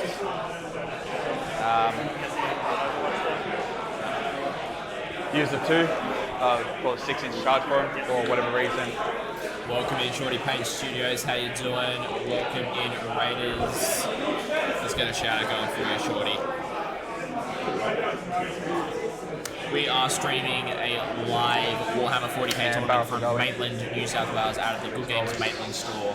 This is round 5 of a 5-man, 17 teams event. It's been great. Hope you're all doing well. Hope you're all enjoyed hanging out with Shorty. I really appreciate you guys coming over to watch some more Warhammer 40k action. We're just in the middle of shooting phase, so you won't hear much from myself and Lemon, who's joining us on commentary. 6 attacks. At the moment, we'll kind of chime in a little bit more once we've got to the end of the turn, and when there's a bit more required as well. Strength 5, so force. AP 3 on these. Yep, so 6s. Yep. So 5. None damage. 2. Let's see how we got that. So failed all 5. So 1, 2, and then 1 on 1. Essentially. Oh, interesting. I didn't realize. So he was charging the death heavy destroyers or destroyers of the banshees. Nice move. I think we were previously discussing there's one way to fall back and shoot with the destroyers, but tying up that massive unit is very handy. Yes, it is. It is. It pins them in place, and so it means that even if they do fall back, they have to lose board positioning, which is going to be massive for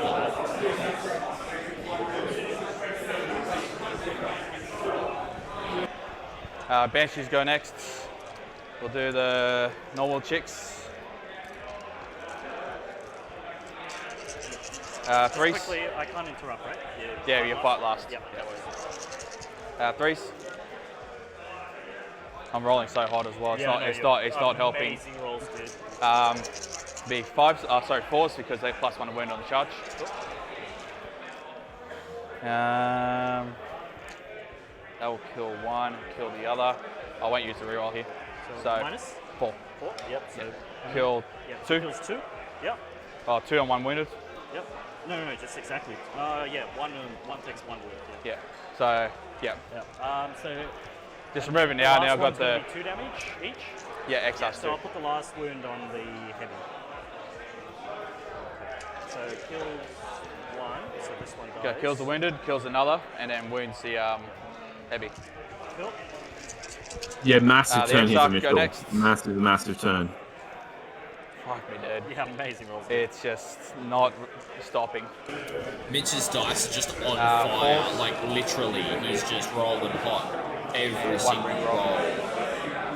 It's insane. Hey, you take them when you get them, right? You take it when you get it. Exactly. AP3 on this, so... Yep. Wait, so this one's AP3, the other's AP4? Yep. Oh, wow. Okay, Yeah, so she loses an AP for extra attacks. So, +2, so And it just kills the heavy. Yep, kills the heavy. Yeah, and the other one stays on 1 wound. All right, so how many did I lose? I lost 3, I think, 3 for that. Yeah. All right, so that's the heavy. That's another one. And that's another one. So they're just staying off the wall, but within an inch. Yep. You get one back. Get one back. Heavy and if you I'll wanted just to. get the heavy back Yeah. for the fun of it.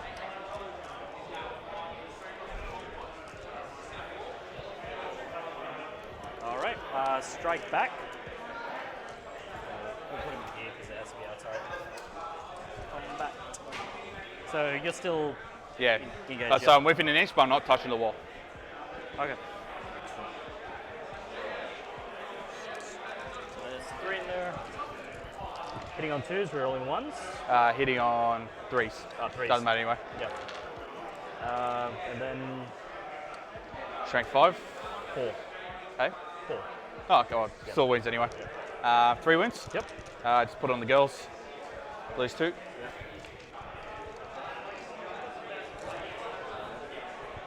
Okay. Yeah, we'll see what happens now. I think that's going to be a bit I think painful that's to deal it. with. Yep. Yeah, 100%. Radio. So Like, there's stride. just that was such a big turn, removing all of his close combat threats and his high power shooting threats, apart from 1 Doomsday Arc and Lich Guard. Really now. There's no way. So just 2 for engage. Egor is just going to try 2 and for do that some intercept. stuff. For those 2. He really needs to 3 stride. put his foot down and really 4 get for stuck knockman into in a those. few So things. these 2 quarters, and then 2 engage. So your turn. Yep. So mine, I get 2 banners. Yep. And patrol 3. Yep. So 1, 2, 3. 8 points. He still does control 3 objectives, though, to get 8 points on primary. And they're going to raise the banners here. I mean, it's not even a vehicle-heavy army, though, Gadget. Is the thing is, there's 3 fire prisms and 2 wave servants. It's more just the amount of firepower the Eldari have put out so far in this matchup against the Necrons that it's just chaos. Absolutely chaotic. You're going to do that once per game, mate. You're going to do that once per game?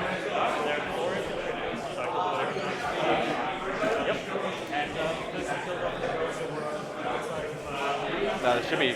We're in an entry war, aren't you? There. Okay. I would have moved them otherwise. But yeah, the firepower of the fire prisms have just been such a damage dealer. Same with the bright lances off the wave serpents. There's just a lot of damage being done. A lot of damage being done. Alright, moving.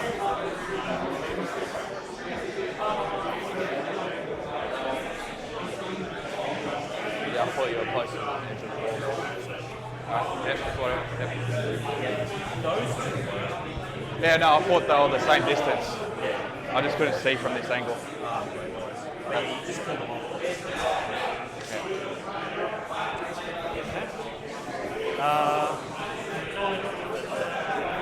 What's OBSEC? 6 Avengers. Oh, and OBSEC? Yeah. Yep. What makes it? Yep. Do a cheeky steal. Anyway, we're going to move the destroyers. That's kind of my one saving grace because of that mistake.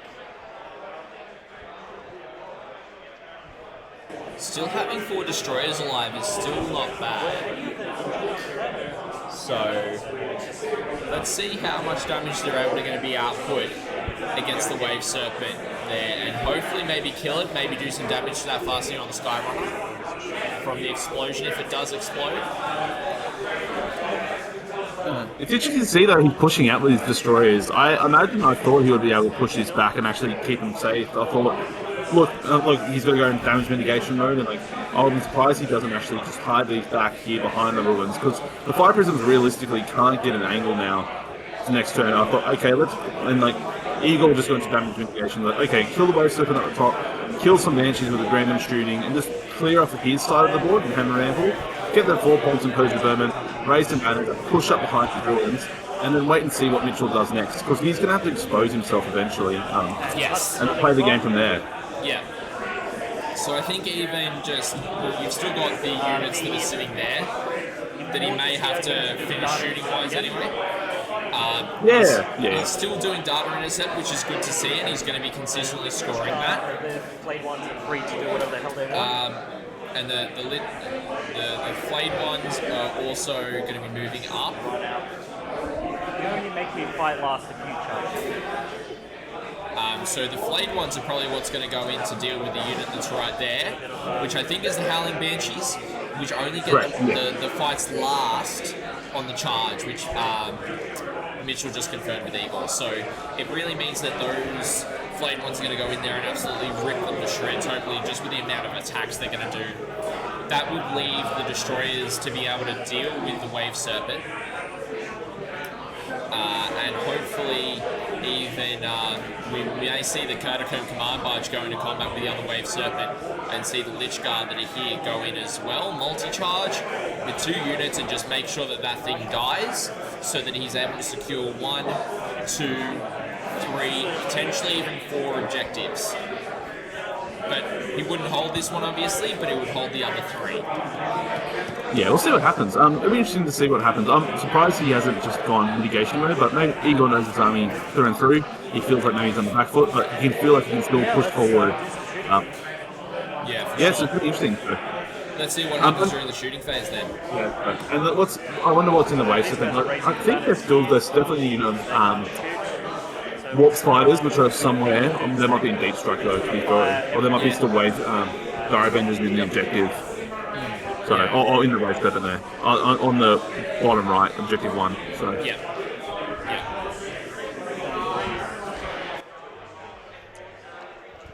And Force. It's transhuman. oh wow. I'm gonna spend 1 CP to auto wound in that case, Yep. and just wound once. No worries. -5. Goes through. D6. 2 damage only. Puts it down to 11. Very good. And then 10 little gunshots. 2, 4, 6, 8, 10.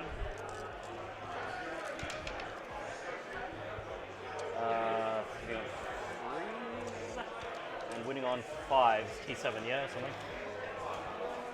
So 3 at -1. Are they in range? 24, yes. Yeah, sweet. How many? 3, -1. 1 goes through. 1 damage.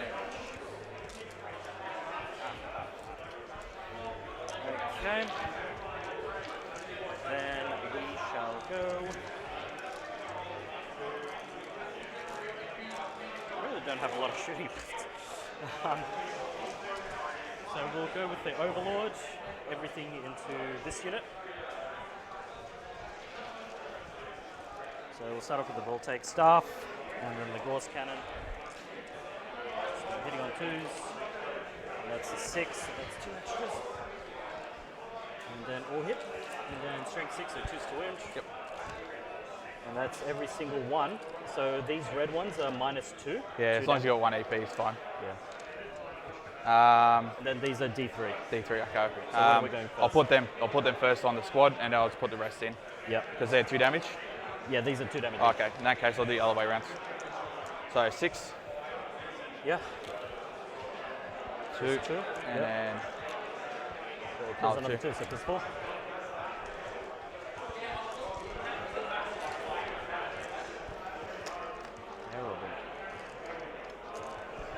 So there we go. Egor shooting up against those Dire Avengers at the top Okay. left here. We'll fire Taking a couple of them out. to the girls. yep, -1 hit. Yep, so hitting on 4s, and moving on 3s. 2, -2.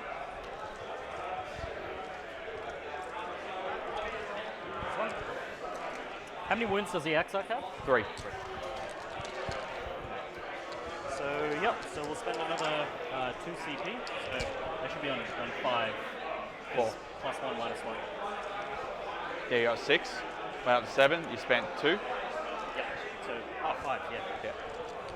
And then +1. Another -1 there. So what we'll do is we'll fire 1 into the Banshees, I think, and then all these into the boat. I think. Yeah. Into the boat. So first one into the Banshees, hitting on 2s, rolling 1s. 3s. Oh, Doesn't 3s. matter anyway. So all hit anyway, Yep. and then 2s. Alright. 5 ups. 2. 2 D3 damage on the Exarch. So 1. Now 2 wins. Yep, and then second one is 2, so it kills that. Hey. So it kills that. Oh, which one are you removing? So Yep, so first, 1. so she was first, and then a D3 damage for her. Yeah, so 2. Yeah. Oh. Okay. She has to keep taking the wound. No, because I did her first. Oh, right. So the first save would she have killed. takes that one, and then Yeah. 2 wounds from the other D3. Yeah, what I was saying is I failed 2s. The first one killed her, and then the next damage then does the damage to her. Yeah. So it's only 1 damage. I rolled 1 first. But you rolled 2 dice. Right. You know what I mean? Yep. Yeah, but she's only 1 wound. There's no need to roll a dice for her. Oh. You know what I mean? So first one kills her, regardless of what the D3 is. Yep. And then then I rolled the second one, which the- was 2. 3 Yeah, on but the dice. you don't need to roll a D3 for it. That's the thing. That's what I'm saying. In any case, she takes 2 wounds. Okay, if you wish. And then these 3 into the boat.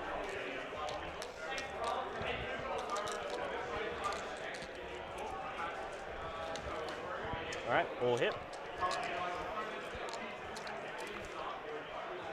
And then wounds so far. Alright, so... So what's the rerolls from? Huh? What's the rerolls from? That's the 2 CP I spent. Nice. So you spent another 2. 2 CP to reroll all hit wounds.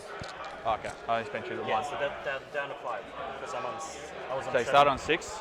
You did auto wounds and you spent another CP somewhere else. Oh, yeah, that's right. So you'd be down to 3. Yeah. Alright, 3. Yeah. I forget how many I have. So the 5 up for the 3d3 damage. Yep. Goes through, and then the other 3. So they all go through. So I'm just going to roll all of this, and that's going to be the damage. Yep. So that's 3, 6, 9, 10, 11, 12, 13, 14. Yep, kills the tank. Yep. Does it explode? They're massive there for Egor, killing the Wave Serpent there, so... and see if he gets into combat now on the top Wave Serpent and the other dive engine there, and tries to push and clear off that top quarter. And then from there, see how he goes. So, we've got the 3 fire prisons to deal with, but they can only focus on one target at a time.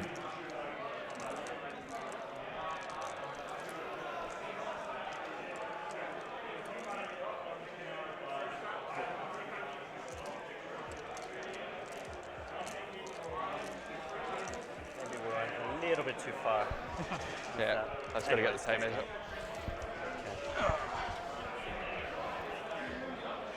So he's fine, it's just him. Oh, yeah, fuck that up. And there he goes there. Yep. 6 guys. So, yep. Roll the dice. See how many die. If any die at all. 1, 1. which would just be the one that's at the front.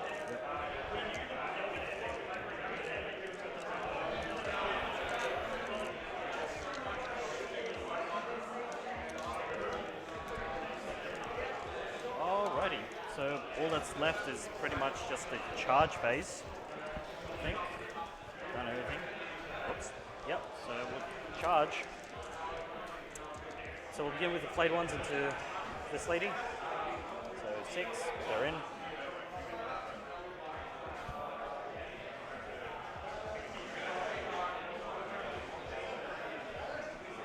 We're gonna go in there. Then we will go with the destroyers, I think. And we'll nominate this unit. So it looks like it's just outside of 9. Or Yep. actually, no, we're infantry, so we can go through the walls and we're flying. But still, Still the outside 9, was it? I think it's an 8 on this. Yep. If we go here, it's within 9. So. Okay. So yep, destroyers will declare. And can I roll an 8? And I can. Here we go, Egor pushing hard, trying to get destroyers into the flipping wolf fighters or Avengers. That's an 11. He'll take that. Sometimes it's better to be lucky than good. How many inches can Baharov intervene? 3 inches. 3 inches, yeah, the usual. Yeah. We'll actually go over here against this guy. Yeah, like that. Like that. Giving the Technomancer ability to charge as well, so he's going to also declare. 5. Could be in. Well and truly out. No, needed a 6. So just the destroyers are in. How many models is he counted as? Just Or 1. is it Just 1? Okay. Could kill him. Then we will go with these boys. We'll declare into the boat. Into the butt.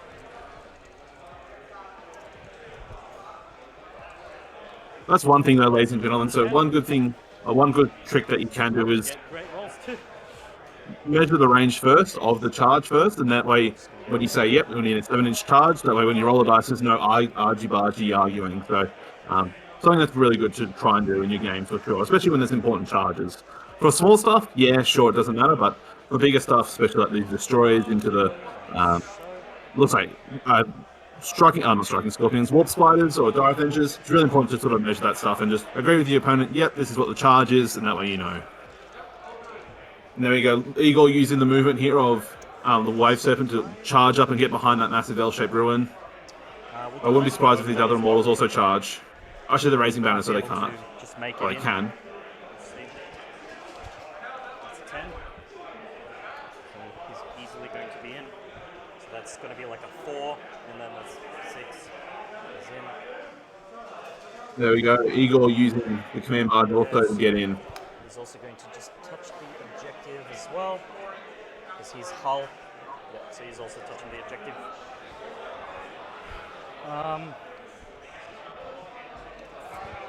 Yep, so that's going to be all she wrote, so we'll fight here Yep. first. Before that happens. Before you absolutely blend me.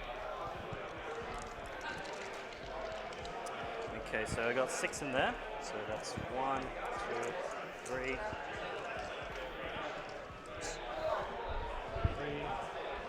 4, 5, 6. So -1 to hit, right? Yep. So hitting on 4s, but 6s explode. And I got no 6s. Well done, players.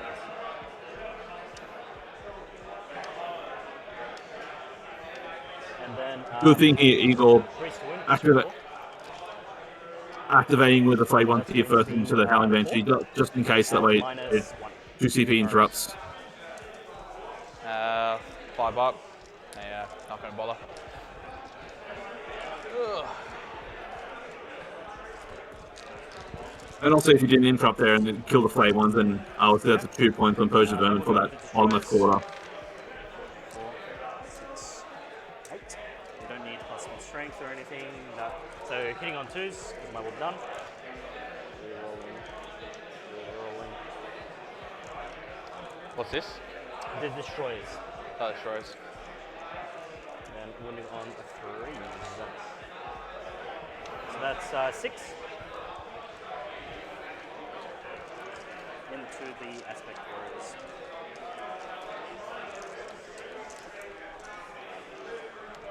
Six, was it? Yep. Do the Exarch first, 4 up armor. Well, Reroll that one. yeah, it's on her. So it takes 1.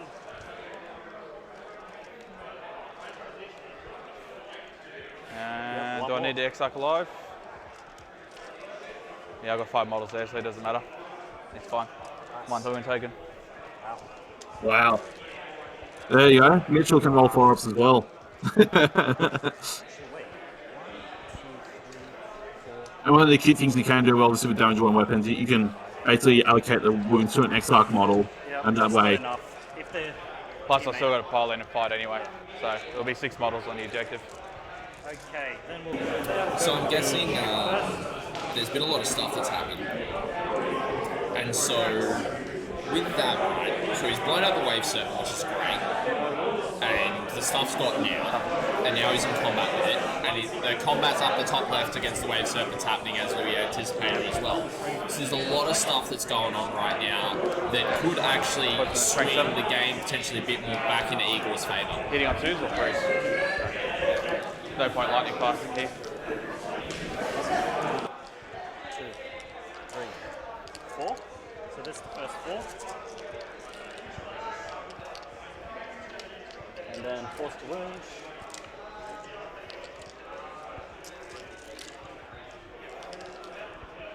Pretty decent to begin with. So that's 3, 6, 9, 10 to begin with, and that's the first 4. AP. -3, so 6s. So 9 Damage. 1 each. 3, 6, 9, down to 1. Down to 1, and then another 4. So 1, no, another 5. 1, 2, 3, 4. Yep, none of them died, yeah? There should be 9. Oh, no, wait, no, that's the first 4. I only have, You only got 6 in range. yeah, so I've only got 2 more to fight. After the pile-in, which I should have done. So 1, 2 more. You could live, maybe. Then 4s, if I whiff this right. So that's going to be 3.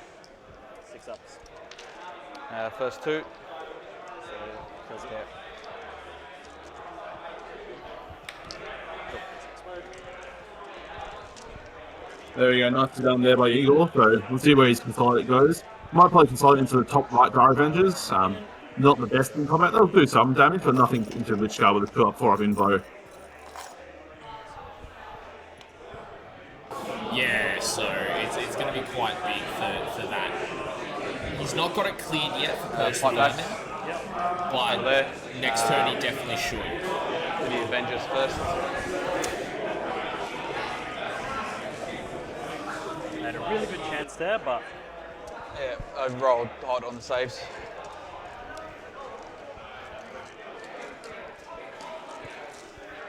So, 2 attacks each, 3 for the Exarch.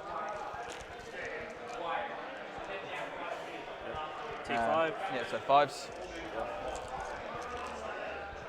1, 2, 2. 1 damage. Yep. Who's that going to? How much damage does he do? 2 attacks, 2 damage. 2 damage each? Yeah, we'll put on the heavy. Yeah. Again. Ooh. No, it doesn't matter. Actually, no, we won't put in the heavy. Put it here. So otherwise, And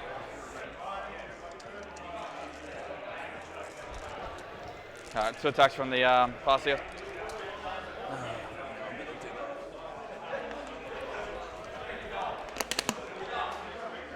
Both hit, both wounds.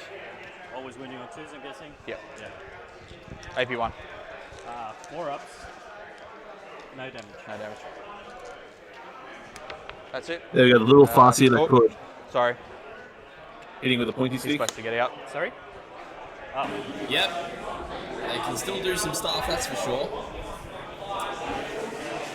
Gadgets, I do not believe so. I do not believe so. I think he had everything deployed apart from the CB lives. swooping hawks that he put up in the sky last turn. At the top of the turn, sorry.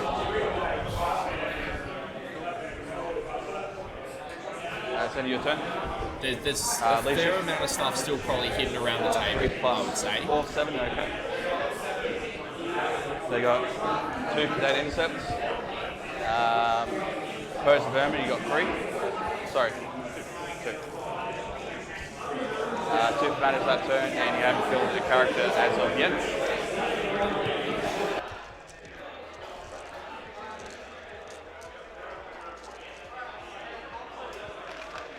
It's round 2 done. I don't know if he wants to get the scorecard or not. Right, I'm going to go grab the scores. Yeah, I'm not sure why the Egor hasn't got 3 on these secondary alternatives, because I thought he'd hold all far left.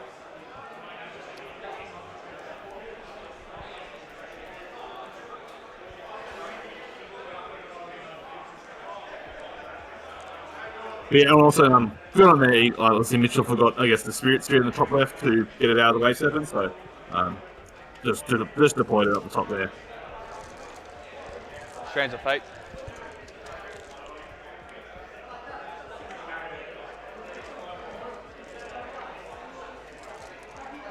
Reroll those 2. Hit that save. Yes, 6/6s are the best ones. Yeah, the save rolls. Alrighty, so I've got the scores for everyone.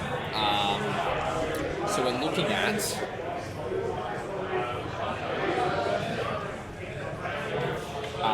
where are we? So we'll start off with Egor. He's sitting on 8 CP left going into this turn. I think Egor would have all CP left. You should have 4. I think that's what he was talking about before. It's a no date. Yeah, maybe you spent some. We'll leave it at 4 then. Yeah. And sorry, he was on 6. He should be at 4. Yeah, because he spent 2 CP a reroll hit for wound with the Destroyers. With the other one, he did 1 CP for a and auto Mitch wound. Yeah, and then Mitch is on 1 CP. So big spend first couple of turns for Mitch. However, points-wise, Mitch ended up scoring He scored only 6 points on primary to put him at 9. But he did manage to score 3 points on Scry Futures, 4 points on Retrieve Nuckman Data, and another 2 points on Engage. So that really does put him up at 20 points. I think it's spent CP, so I don't know where I spent it there. I don't know, down to 2.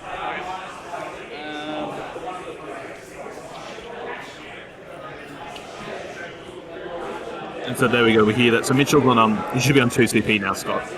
Yeah. Okay. Concrete Tyrant. So That's up fall there. back and All good. shoot. But I don't mind.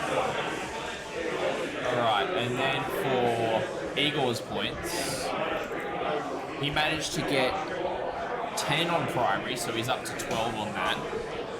He got 2 points on Purge the Vermin, which is a good start.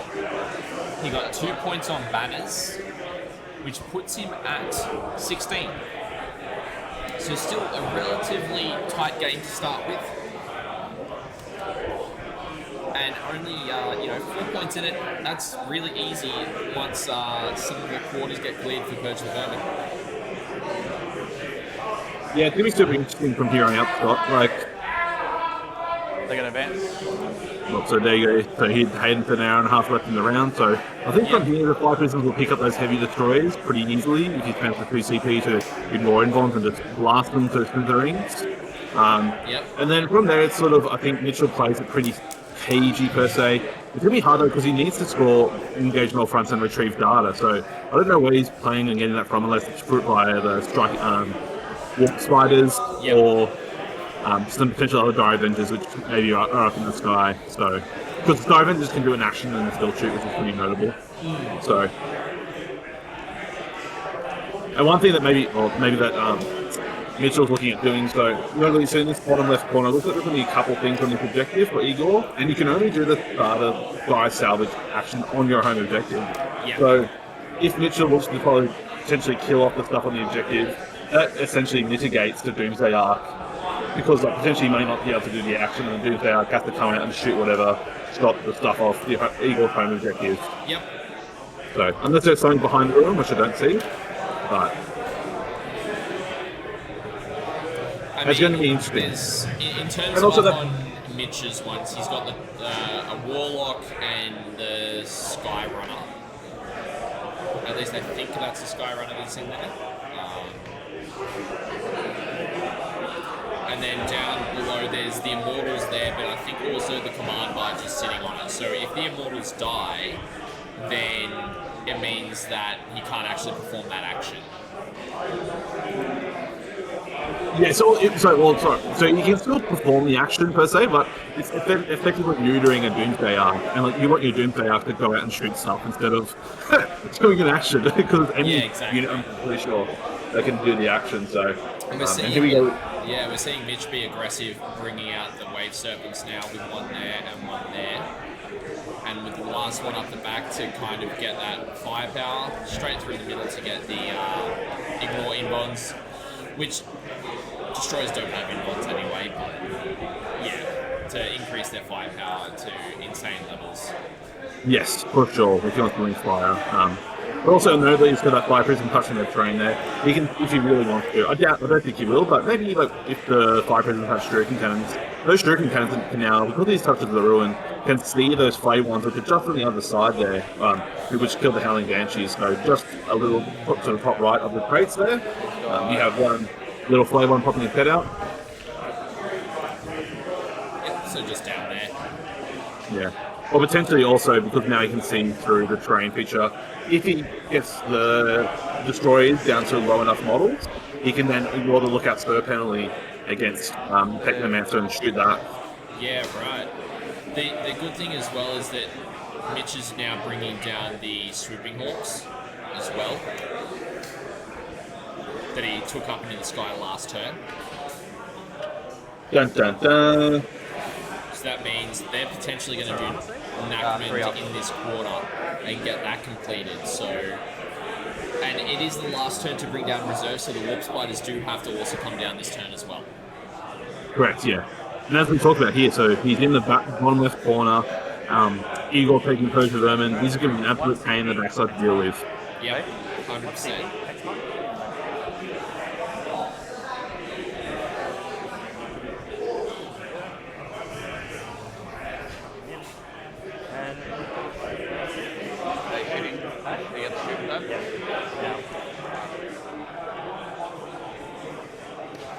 So there's 6 models in there? Yep.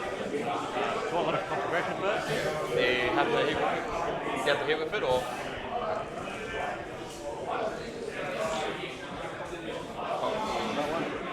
Nothing. So and then 6 shots. Hit. And then 3. 2 to win. 5? Minus AP? 1. Minus 1 no cover. How many was that? 5.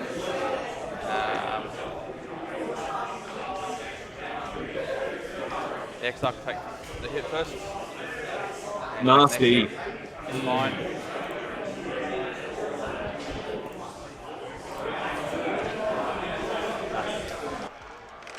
They're going to play Oh, R&D there you over go. there. Yep.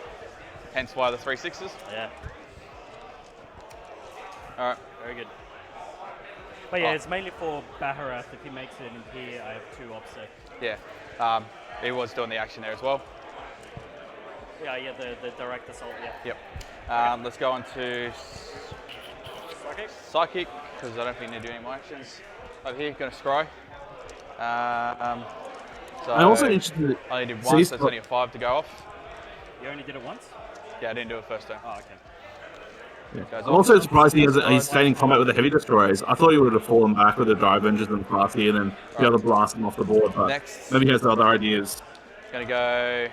It's also an objective, Battalion. is the thing. Gonna Because they're also then an ineligible target four, for shooting 5, purposes, plus he 6 can is then 11, shoot so the 6 is 4 wins. Technomancer. Of course. I think, sadly, the way the lookout still works, because it's the closest target, it doesn't have to be an eligible target, so it's still lookout third, in my understanding. Yeah, right, Goes off. okay. Takes No, D3 mortal wounds. One of those weird, quirky situations. And now Yeah. further D3 because we'll kill that model. 5. So it's 3. So 6 in total.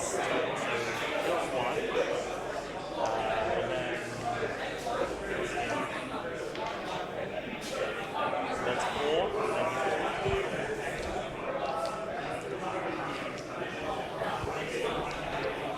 So it's, yeah. Yep.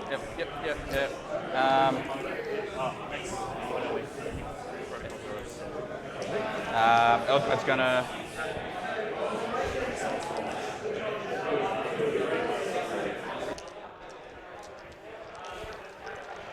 Eldred's gonna fight. Yep. Fails, reroll cast for him. Goes off, that's 11. Yep. So D6. 4. So live on 1? 2 wins. Oh, 2 wins. Yeah, 2. Yeah. So you're going to go +1 CP. Reroll. Fails. And he's going to give himself obsec. Fails. I'll reroll it because Eldrad. Fails. Literally a bit unlucky there, so Eldrad naturally can reroll psychic tests because he is the man. Done. Let's go to the shooting phase. Shuriken pistol from the Farseer. Into the destroyer. Misses. Gonna smack me in melee though. So, More than likely, but you never know.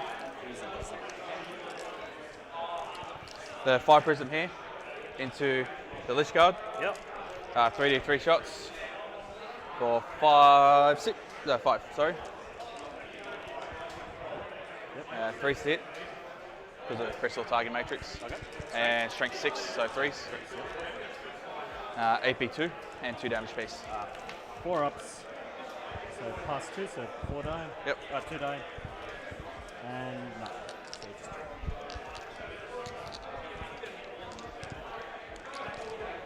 one. He also announced that now that he's smited away the heavy destroyers and it's less than 3 in the unit, he can now definitely target the technomancer and shooting if he wants to with the 5 pigeons. This fire prism here. He's going to shoot. Yep. Old mate, how many wins you got? 4. Any invul? 4 up armor. We'll go 3d3 shots. Yep. That's 6 shots. 3s. And a catapult will shoot him as well. He's got no other targets. And 1 reroll. 4 AP2. Signals. No.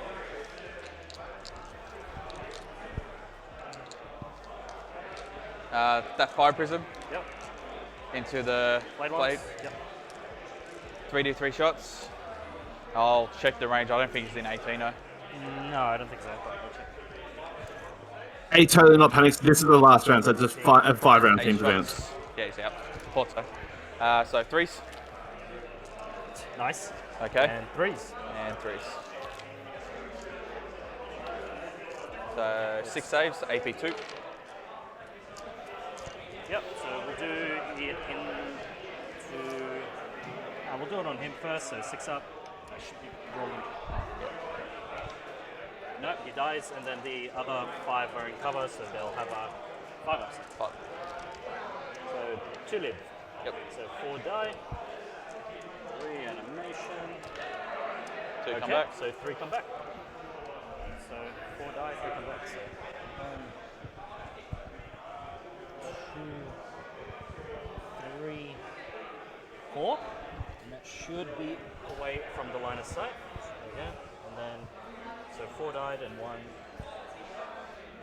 2, 3. There we go. So now no line of sight for your boy. Yeah, no line of sight anywhere. So done, action, shots. Shot the pistol, die Avengers, and the Spirit Seer are the only things left to shoot. Yep. So die Avengers. Yep.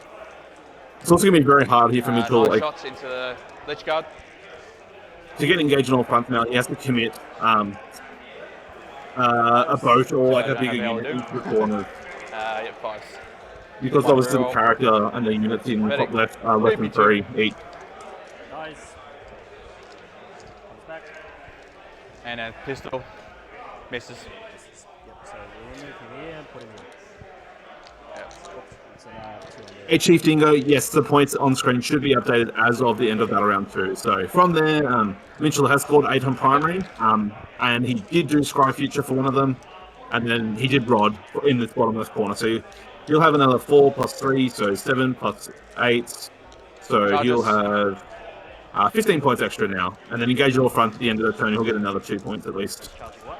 Oh, it's So barrel, 17 but points extra Johnny for Charger Mitchell. got- The Immortals? Yep. Alrighty-o. And then also at the end of the turn, you should get 3 points on the alternative mission secondary scoring.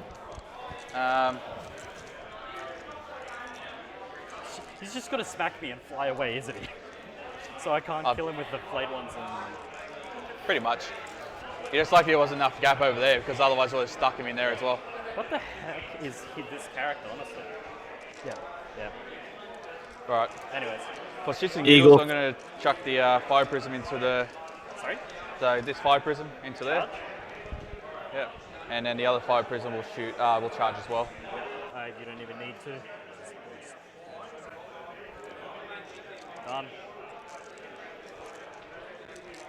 There you go. Egor finding out about the fun shenanigans of Baharov House. So basically, with his rules, so it's similar to the Sweeping Hawks, instead of after the shooting phase, using a battle focus alternative move, Baharov has a consolidation. So instead of consolidating, he can redeploy 9 inches away. So really, really annoying to deal with. Yeah, definitely. So I was, whilst I was out for a minute. I was talking. I ran into the captain of Brodie's Badass Bonanza, which is obviously Josh Brodie, and he was telling me that he got a 14 to 6 win, and he's got 2 other 20s on the way. So it seems that he's going to do quite well. Slapped an immortal and then flew away. In terms of the round so far, and I was walking back. I was also chatting with Benny Way, who was playing the Gene Stealer cult, and he says that his game's going quite well also. Yeah, that's 2 20-0s coming. So was that 2 20-0s coming Josh Brodie's way? Yes. Both of them for Josh Brodie. So, Yeah, rough. So it's 56 or it's 54 points there. So it's almost all automatically the round win, if not automatically. Yeah. Yeah, wow. So I wonder what happened in that Andrew Sherman versus Harlequins game. Noting Andrew Sherman said this is the 20-0 for me. Because you killed him that way. The Avengers. Oh no. They're not too keen on it. Fives. Well, I'll go find out. And Farsia. He lives. Not that he's going to be able to do anything, literally. Just sits there. Be a nuisance. Yeah. That's it. Okay. So yeah, that's the turn. So done. So 2 for data. And did the scry, 4 for Knuckmans, and 2 for engagement on fronts because I don't have 3 models over there.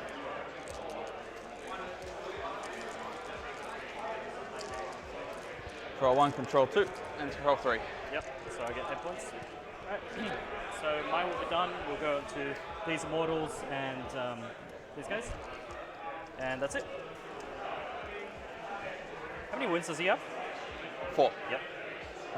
Banner, and banner, so 3. Yep.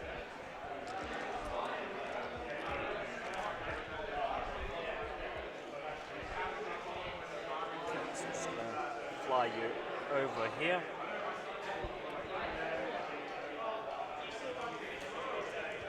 These immortals are going to. Yep. Hexmark's going to have a slap fest with these boys. Immortals just going to come closer. Flayed ones are going to advance. 5.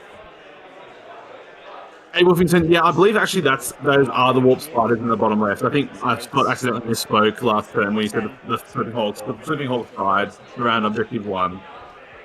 Bottom of 1. So Egor now, so he's going to be able to sort of pick off the remains and keep this pretty tight, I think. So deal with the warp spiders in the top bottom left, and then deal with one over in the top left, and score 4 points on. I did 100% misspeak on that. They are the warp spiders there, can confirm. Yeah. Yeah, I'm surprised that the Destroyer lived. The Destroyer somehow lived between all the Dire Avengers and the Fire Prisons. I mean, they're T5, like, for Eldar that are only strength 3, it's really hard to shift them. No, I mean, that's true. I just thought, I thought it was like 1 or 2 wounds. I just thought with the volume of the attack, surely something would get through. But evidently not.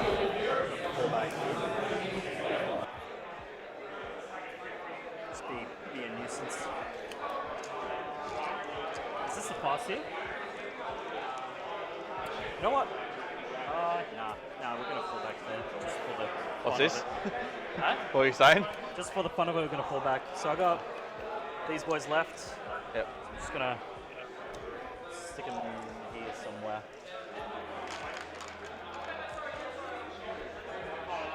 Yeah, so the interesting to see how it goes in here. So Eagles going to Yeah, that's why I'm gonna stick them here. Yeah, it's interesting to see how Eagle's going to score points from now. So Mitchell can mitigate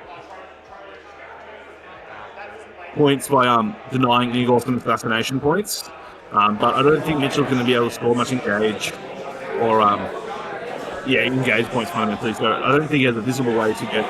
Actually, sorry, apologies. Mitchell will get another 4 on data because he's done the top left, the bottom left, I think the bottom right, or top right. So one of those, so he's actually going to get another 4 points on data, if I'm not mistaken. Yeah, he probably will this turn. Because he has done at least 2 of them and he's got 1 more than he did declare. The only thing is that he did forget turn 1 to do either Scry Futures or Data Scry. I can't remember which it was. He forgot to Scry Futures, one of the objectives in his turn, in turn 1, so he's only up to Magnetic, but he's still the time for that. Yeah.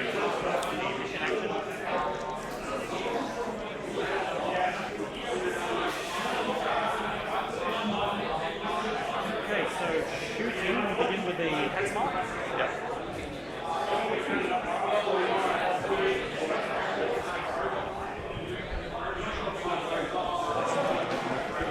So gauntlet of concentration to begin with. I've got to put the wound there next to it. Yep. Does Last turn. nothing. All hit. And then 2 wound. 5 wounds again, -1. 3 die.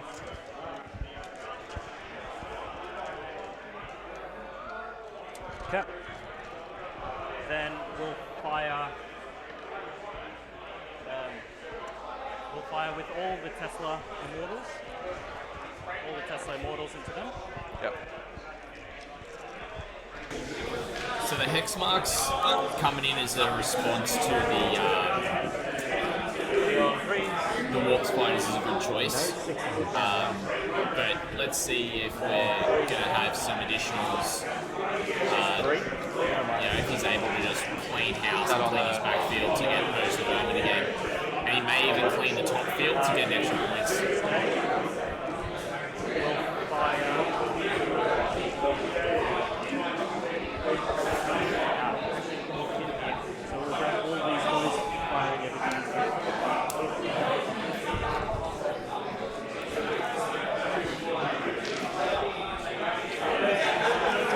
Yeah, so Egor's going to have a good turn here.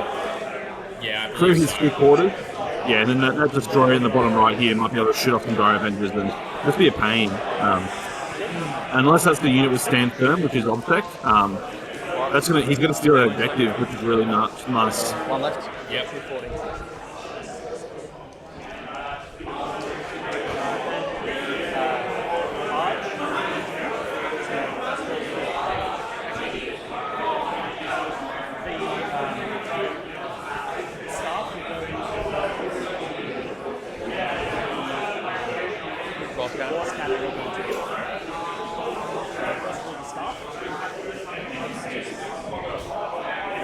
Honestly, I realised why they were only scoring 2 points on the mission alternative.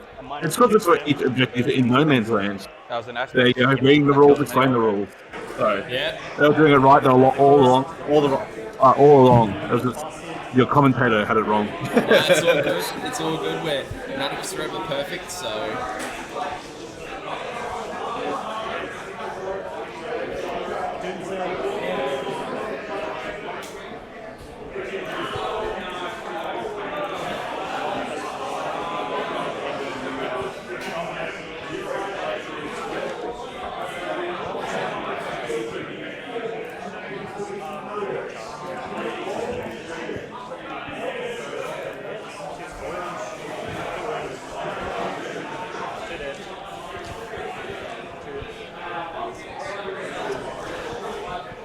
One warp spider left in that corner.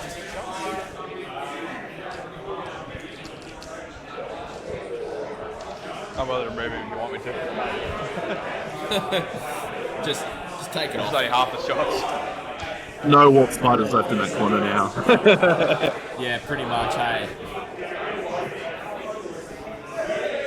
Yeah, interesting. Big turn for Egor. Big turn for Egor. Yeah, 100%. 100% it is.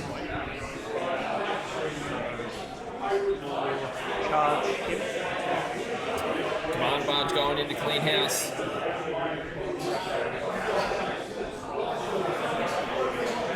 Not surprising at all.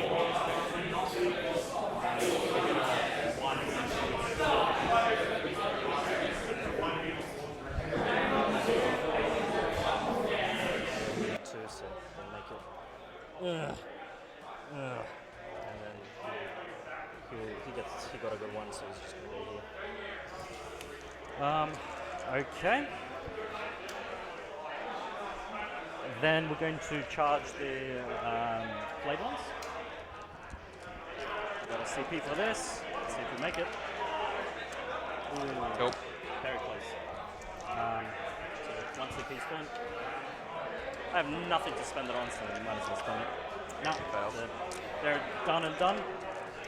And yeah, let's just smack over there. So we'll go with the Immortals first. So that's 2, 6, 8, 10. Hitting on twos.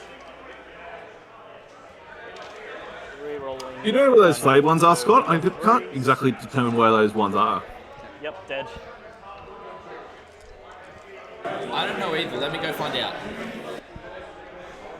We're just going to pile him in over here.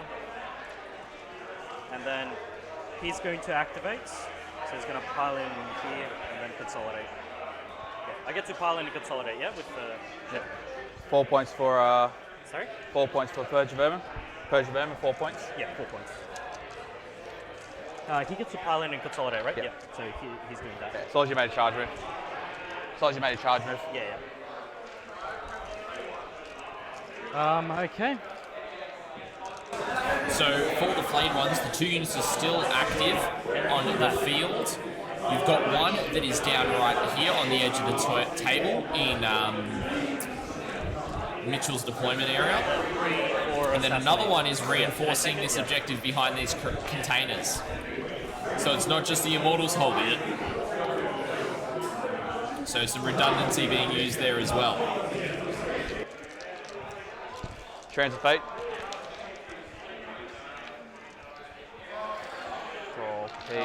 And then also 2 points for the direct. So. Yeah, 2 points for Rex. You got 3 for banners that turn. Yep. 3 for Assassinate, and then 4 for Purge of Vermin.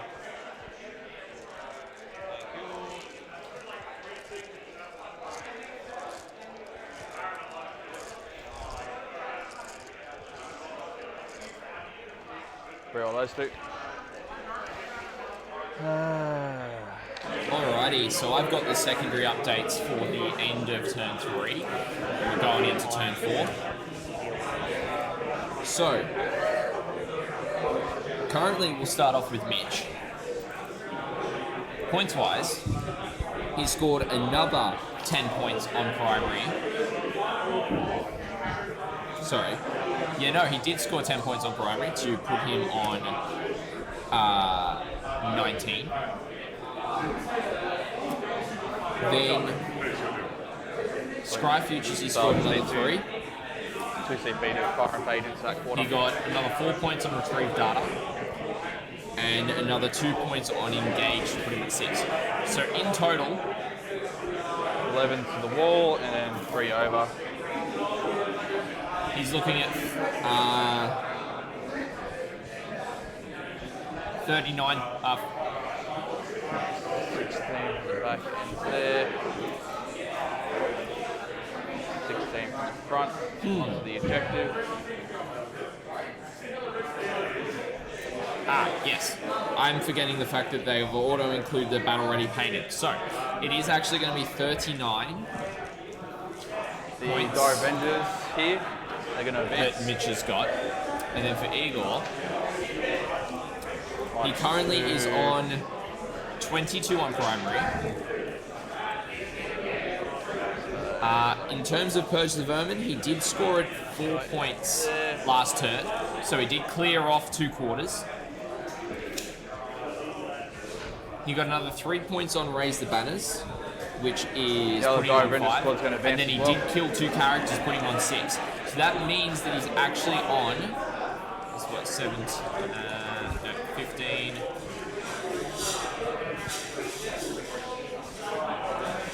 Oh gosh, my math is failing me right now pretty hard. 39 as well.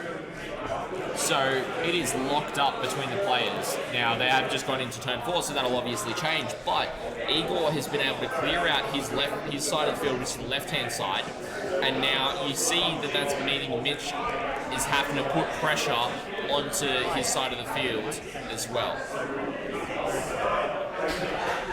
Now I will also add that Egor has got no CP, and that Mitch has still got 3 left, so he didn't, and that's at the start of this turn. So what are your thoughts here, Sam? What are you thinking? I think it's going to be rough going here for Mitchell. He realises though now he's pushing up, so he's putting his fire prisms up in the field, up in the face, and trying to get some engage points now, and really getting through those. Still got a Doomsday. Yeah, just trying to claw back. I just don't know if he has the volume to deal with the Lich Guard, and he just doesn't have as much CP as I'm sure he would love. So, We got extra time though for you. Oh, how long do we have? Not sure. Alright. First things first, let's go Scry in the middle there. Yeah, so I think it's just going to be yours and my turn, and that's it. Yeah, so Scry goes off. We'll check how much time we got. Oh, he's doing the action as well on that objective. Depending on what they say. Yeah. This is your turn. Yeah, you only got 1 wound left? 2. 2 wounds left. Smite? I live in metal, yeah. No. Smite. How much time do we have? You've got 54 minutes. 54. 54. Yeah, and you're on top of 4. Yeah. Yep. Then D3 wounds, only 1. He's going to execute. I'll use the 3 for it. Yep. Done. And so executes onto them. Oh, wait, what? What? Oh, no, I'm not doing him. Kills 3. That was a... No, that was a charge roll. Yep. Shit. Let's go. I knocked that. I'm not sure if that was a charge roll or a wound roll. Don't worry about it. Don't worry about it. Don't worry about it. And so because it's killed the model, an extra D3 for 2. Alright.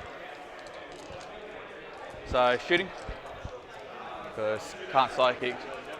Psychic shot. Alright. So catapults into them. You didn't do your psychic action this time. Yeah, he did it. So the first psychic power was Scries onto that. Okay. Then smite and then execute. Okay. He's doing the data instead. Okay, no worries. So catapults into the guy over there. All hit. 1 AP3 and then 2 AP1s. Oh, sorry, 1 AP1. Yep, so 6 up. Yep. Fine. No. That entire Avenger squad into him. Yep. So everything him into the Lich Guard. Yep. 3d3 shots. That's 5 shots. 3s. And 3s. 1 wound roll. 3 wounds, AP2. So 4 ups. 4 ups, yep. 2 damage piece. Yep, And then and catapult. I think I'll kill 1, but you never know. 5s. Only 1 wound, AP3. Good. Right. Reanimates. So I get 1 back. 1 back. Yep. And 2 CP. Fire and fade.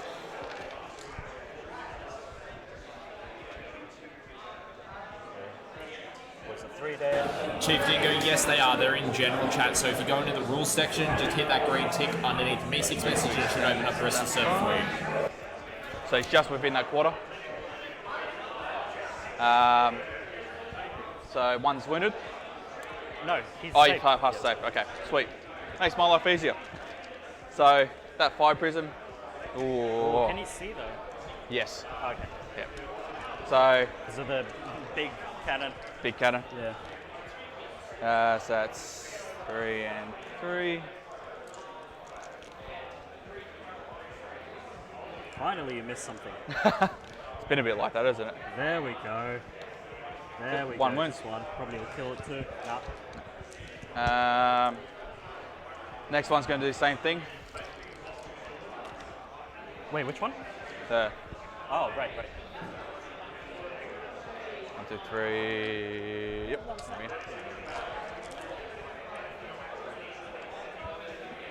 And 3s. So, 3. 4. AP2, 2 damage. Minus? 2. 2? Yeah, I guess. So 3 then. reanimates. And then barrel. No. So it's 2 left.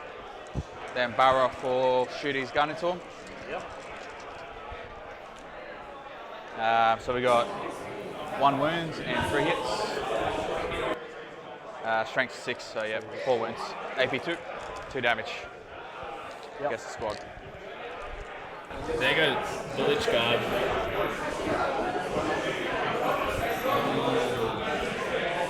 Must have jumped the fire prisons Need to be there. to them. So.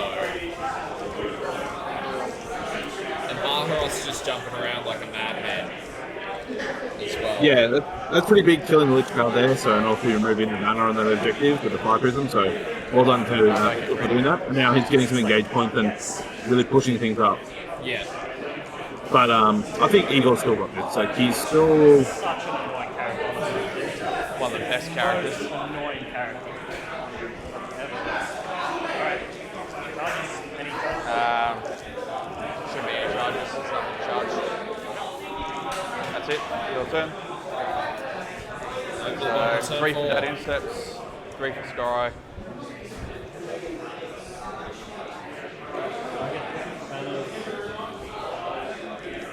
It's gonna just be quick. Might have done.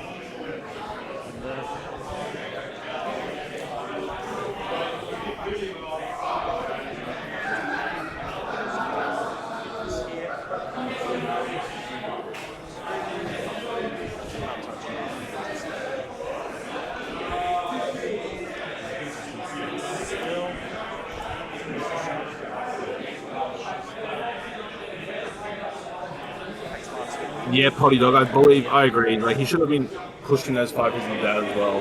But look, that's alright. He's coming back now, so we'll see if he can pull it back a little bit.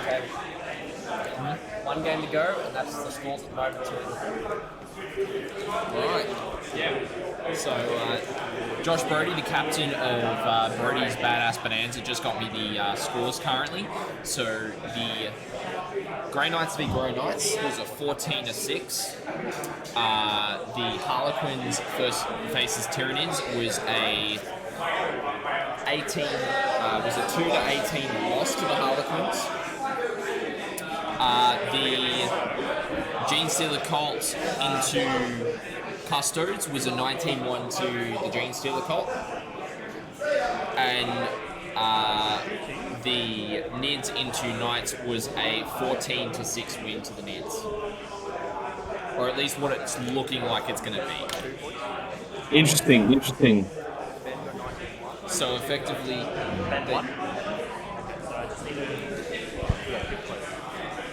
So yeah, we just heard, if you didn't hear that chat, Josh was just conveying to Egor just to keep it close as best as he can, so that teams have got a decent chance of getting up there on the podium. so that's going to be 4. Yeah, so right now, so with 2 14s, a 2, and a 19. That's a 49 points of Jez's team, or Josh Brodie's team, so we only need a couple of points to get the round in for this, so... and I think Egor's got this, so Egor's got it pretty close, well enough, so as long as he gets some Purge Vermin, some bonus points in primary, he can be more than fine. Yeah, exactly. And I just don't think the differential's going to be big enough anyways, so... AP3, yeah. Yep. 1, 1, 3. D3, 4, 3. Gets it.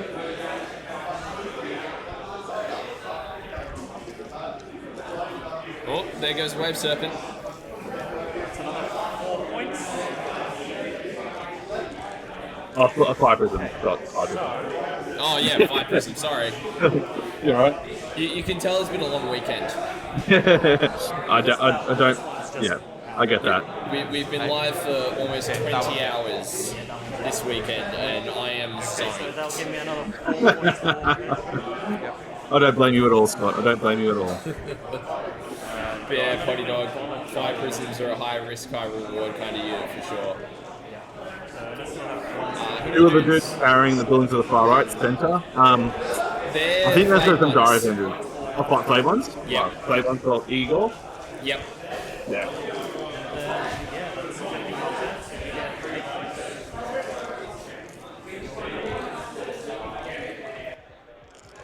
Well, I'm going to go get the scores so we can update it pretty quick and keep on going through. This game might be finished nice and quickly.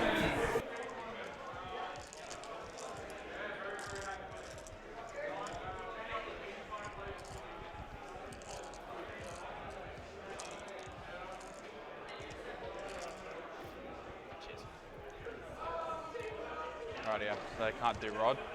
It'll have to be this squad that does it. Hope I can roll a 3 and under. Good. Oh, sorry.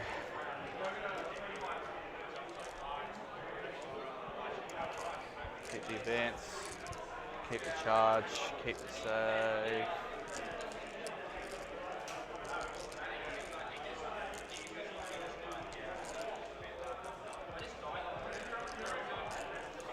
Keep the other charge. Alright. Yeah, so Immediately use see that advance on the Die Avengers. Just getting back onto the point, and that will be them done over there. Fast hit jet bike.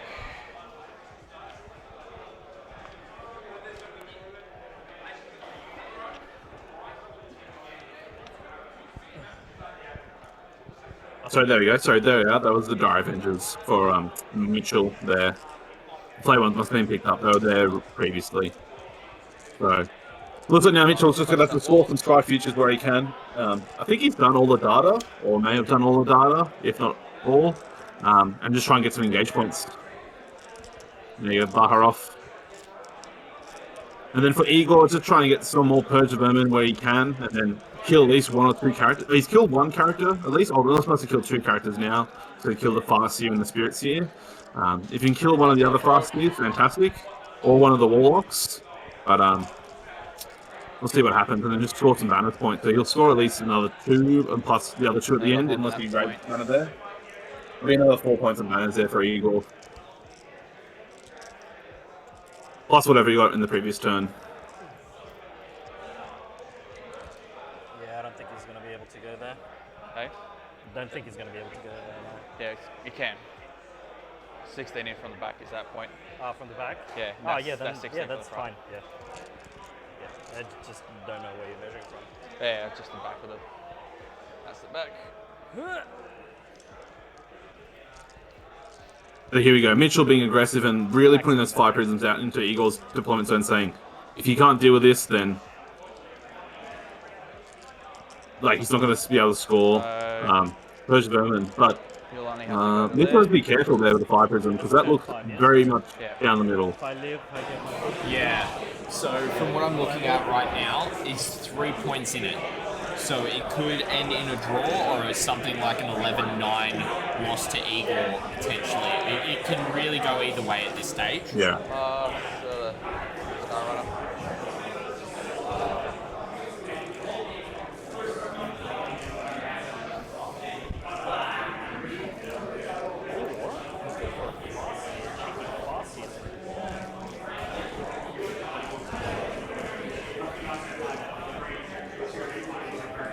Yeah, let's see what happens now. Because if Egor picks up to that unit near the Egor's home objective and the 5 prism, that should be actually 4 points as long as the Baharov doesn't stay in that quarter. Yeah, exactly. I imagine what he might do with Baharov is to actually put them down by the red containers at the very bottom here and just be a pain. Yeah, likely.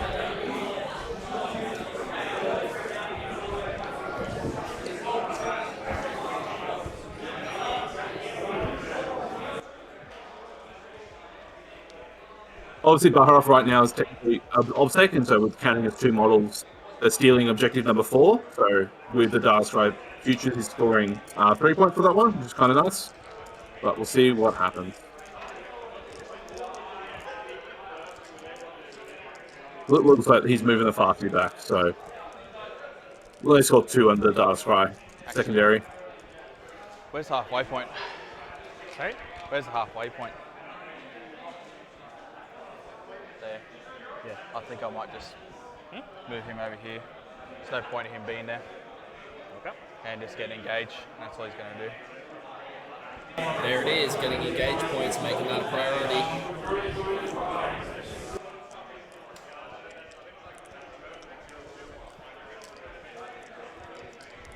There you go, very smart there by Mitchell, realising his potential mistake and just scoring engage points and then still being able to shoot some stuff, but that's basically it. denying codes of admin and getting engaged. Psychic. Oh yeah, psychic, yeah.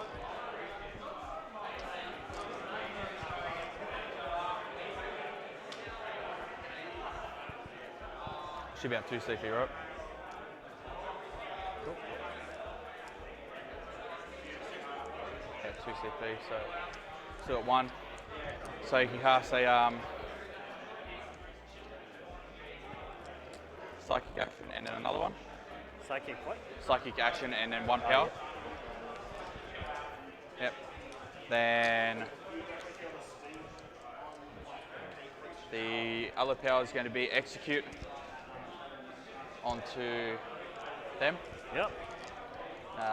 Or use the 3 and then plus that, so it goes off. D3 mortal wounds for 2 and then an extra kills the other D3. one, yep. Cool. I'll go plus 1 CP and then obsec on himself. That's all I need. Yep. So obsec and plus 1 CP. Then shooting. Yep. Let's go. That 5 prism into the blade ones. You've been getting the most amazing rolls this game. Yeah, they've done fuck all the game. And then 3s. Yep. That's 6 saves, -2, 2 damage. Alright, so 4 die. How many do I have? 5. 5? Yep, Yep. so 1 lives. Okay. Yep, so What's wrong with reanimation. So 4 will come back. So I get 2 back. That's a way to use 5 prisms. Just fucking. So What? That's not move blocking, just getting engaged. I just wanted to see that. Okay. That 5 prism. Yep. Big gun here, little gun there. Yep. Big gun. Just quickly, I'm going to spend. Actually, no, I won't. Yeah. No, never mind. I'll re-roll that one Reroll because it's that one, cocked. yep. So 3 shots. Spend a CP. Re-roll the shots. There we go. Back to how it was. Back to how it was. Yep. 3s. Yep. And top there's 5, so 3s in the models. 5 wounds, AP2. So And 5 you got ups. 5 there. Okay, so 1 lives. Just 1. That's the annoying thing about Necrons with reanimation protocols. As long as 1 lives, you can just reanimate a whole bunch of them. Yep, especially with 1 wound models. That is one of the strongest things with Necrons, is just getting 1 wound models back time and time and Did I time roll for again. animation? I think I did. I'm not sure, did you? I wasn't looking. I forgot. It's not going to change anything anyway. I need to wipe the whole spot out. Yeah. And then the catapult. shots, yeah. Nothing. 1 wounds, AP3. You rerolled against the Immortals, no?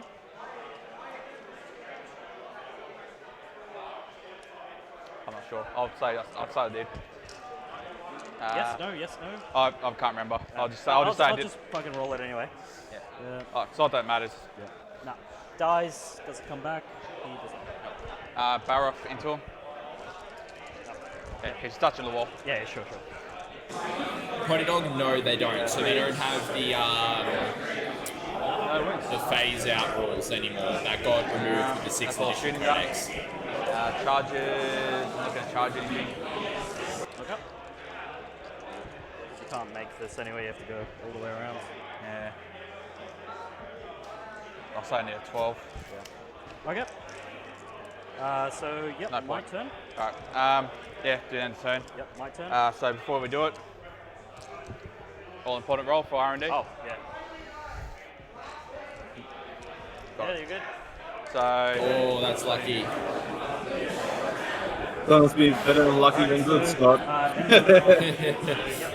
mean, I think that secures his R&D at 12. Then it maxes it for Mitchell. Yeah, that's it. I'll pop over and I'll grab the scores. My score is currently 82. You got 50. Alright, let's see what we can do. Honestly, not much, but let's see. So he's going to do the action, the hex mark. He's just going to say So 58, that's actually not as bad as it may look, so... It'll be 12 points on primary if he can kill all 3 objectives, and noting that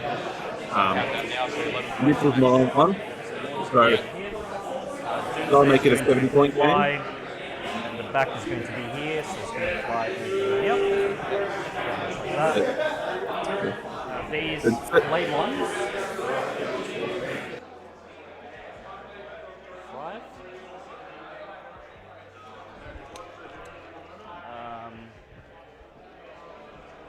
Yep. Yeah, then 70 plus 4 is 74. Plus, if he's able to do the strive for 2 extra points, that'll be 76.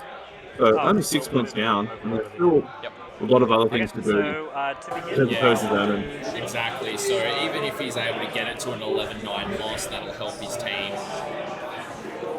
So yeah, he's just trying to minimise how big his loss is right now.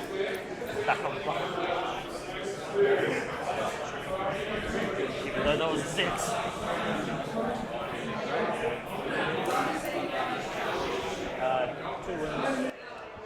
Minus 2. That's in the barrel. Huh? That's in the barrel. Barrel, yeah. So 2 Takes damage. 2. 1 more. 3. Oh, 3 was it? Yeah.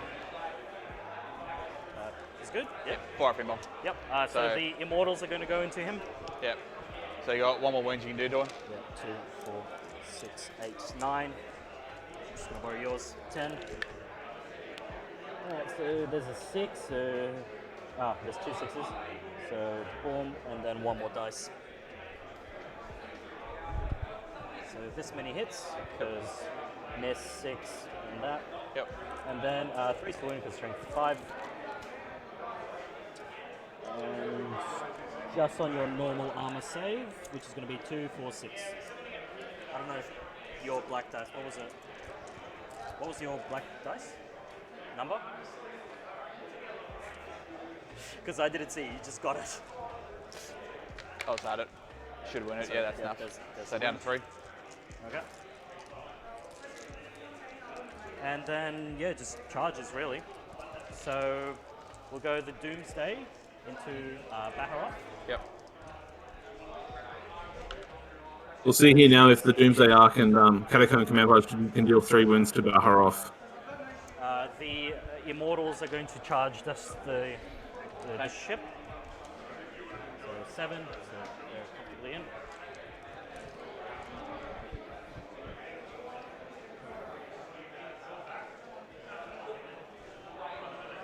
And then the Overlord is going to do the same. He's going to charge Baharov. Yep. And he's got a 10, so he's in.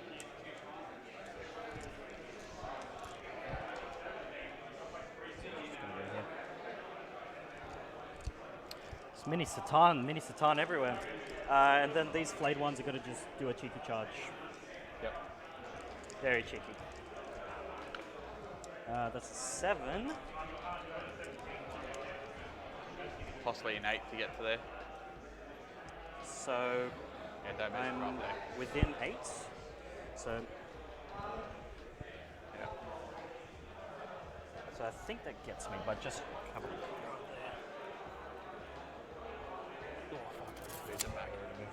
And you're literally touching the wall. Yep. Yeah, that's that one. Is that the OPSEC guy? Yep. So flayed one's in there, and then I've got 1 CP still. Do I have 1 or 2? Did I spend 1 last time? I don't know. I don't remember. Okay, so... Yeah, you spent your 1 last turn, so you got 1 for this turn. Okay. Yep, so... Yeah, big there by Egor being able to get that 7-inch charge into the wall. 4 attacks. And miss with 2. And win with 1, so he's definitely not going to die. Yep. So, Baharov. 4 up pinball. Takes it, So and 1. takes 2. Yep. The Doomsday's just going to gently bump him. And it doesn't, so that's it. And then the flayed ones are going to go. Alright, hitting on 3s. 6s explode, so all hits. And then toughness, 4. 4. Alright, so that's 5 wins or -1. Yep, so he's got 6 wins, he's not going to die. Yeah, he's not going to die. And down to 4. 4. There's no point attacking the tank.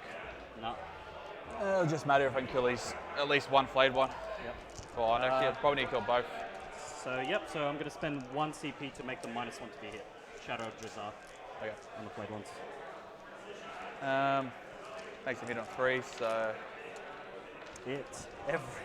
Everyone matters. I'll do one at a time. Both. Nice. If both fail, I'll use the CP to reroll it. No, 2 wins. Minus? 1. 1. So 5 ups. And 1 lives. Reanimation. Yep. No. So we can test that. Okay. So end of that, because we can test that, I get 12 points. Yep. Plus 2 for that. Yep. I don't have enough attacks to kill him, don't have enough attacks to kill him, and you've got way too many models there. Yeah, basically you there, basically. Yep. So it's 4 battle points in total at the last turn. 2, then 2. Yep. No assassination for that, just the 1 for that, and 4, oh no, it's only 2 for Purge. I thought you were going to get that. Yep. Alright. Looks right, yep. Looks good. Alright. GG, draw. Draw. So 10-10. 10-10. I'll assume it's 10. Wow, look at that. 5 points difference. Then it's... Yep. That's it. Draw. Crazy. Yeah, We should see what the final score is for people with that. So, 10-10. 10-10. Did we win? Congrats to both players. Good game, Well dude. played. Again, thank you. And then I guess we turn this off. Alright. Thanks for watching, guys. See yous.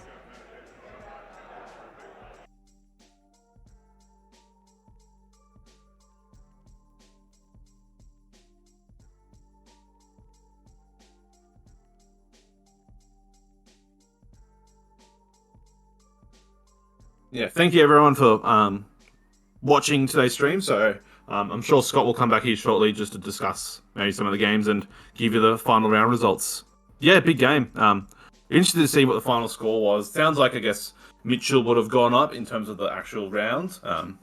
But in terms of, like, if you're playing a singles game, how much points would have been scored. But in terms of teams, 10-10, that's all it is. So I think that's a very good result for the Necron player there. So being able to hold back the Asuryani. Noting that I think Egor was the defender in this list. So normally when you're a defender, you try and score as many points as you can. So being able to get a draw out of what would be an attacker list is very, very, very well done. And so now it'll be interesting to see what the rest of the results show. So sounds like Brodie's team will get up. Having got a 19-1 with the GSC versus Custodes. Shout out to Benny Way, the Cougar himself. And then the Grey Knight Mirror, so Josh Brodie got a 14-6 wins from the sounds of things. Then there was a 2-18s for the Harleys. So Harleys lost to Tyranids, and then the Tyranids into Imperial Knights, so Michael Duke versus Patrick Spooner. Sounds like there was a 14-6 win for the Tyranids into Imperial Knights there. So good games all around, very tight, very competitive. So, and yeah, it was a very good game to watch. So a lot of twists and turns. Definitely that early first turn, I thought Necrons are going down very badly. And then that turn 2 shooting phase where he killed all the destroyers and a lot of the heavy destroyers and tagged them up was really, really rough.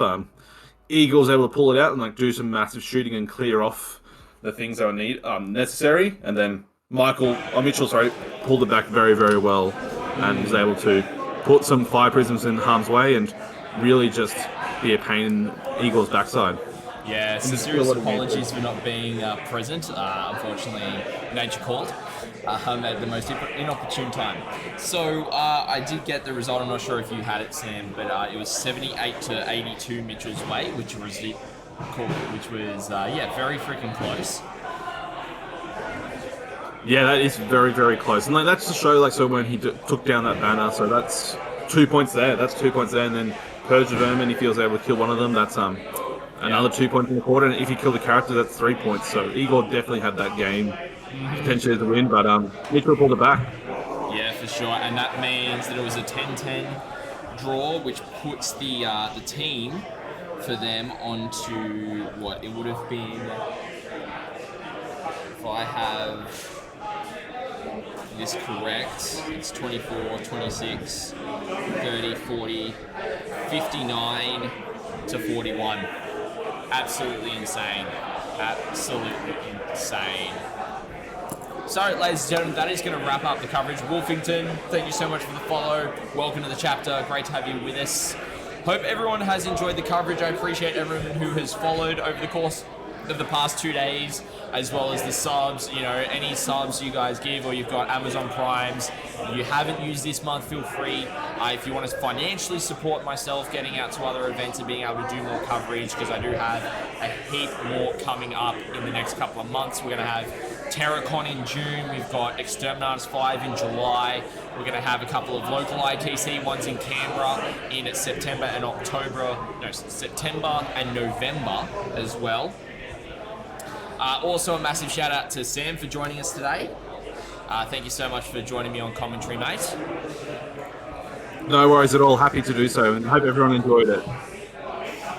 And thank you, Chief Dingo, for that Prime sub, my friend. That really does, it does help in terms of being able to get to more events and pay for gear upgrades and anything that you guys decide to give into the content here just goes straight back in, whether it's content, getting to events, all that kind of stuff. But ladies and gentlemen, we're going to call it there. Thank you to everyone for joining us, and I hope to catch you throughout the week for some hobby streams where we'll talk about this exact event.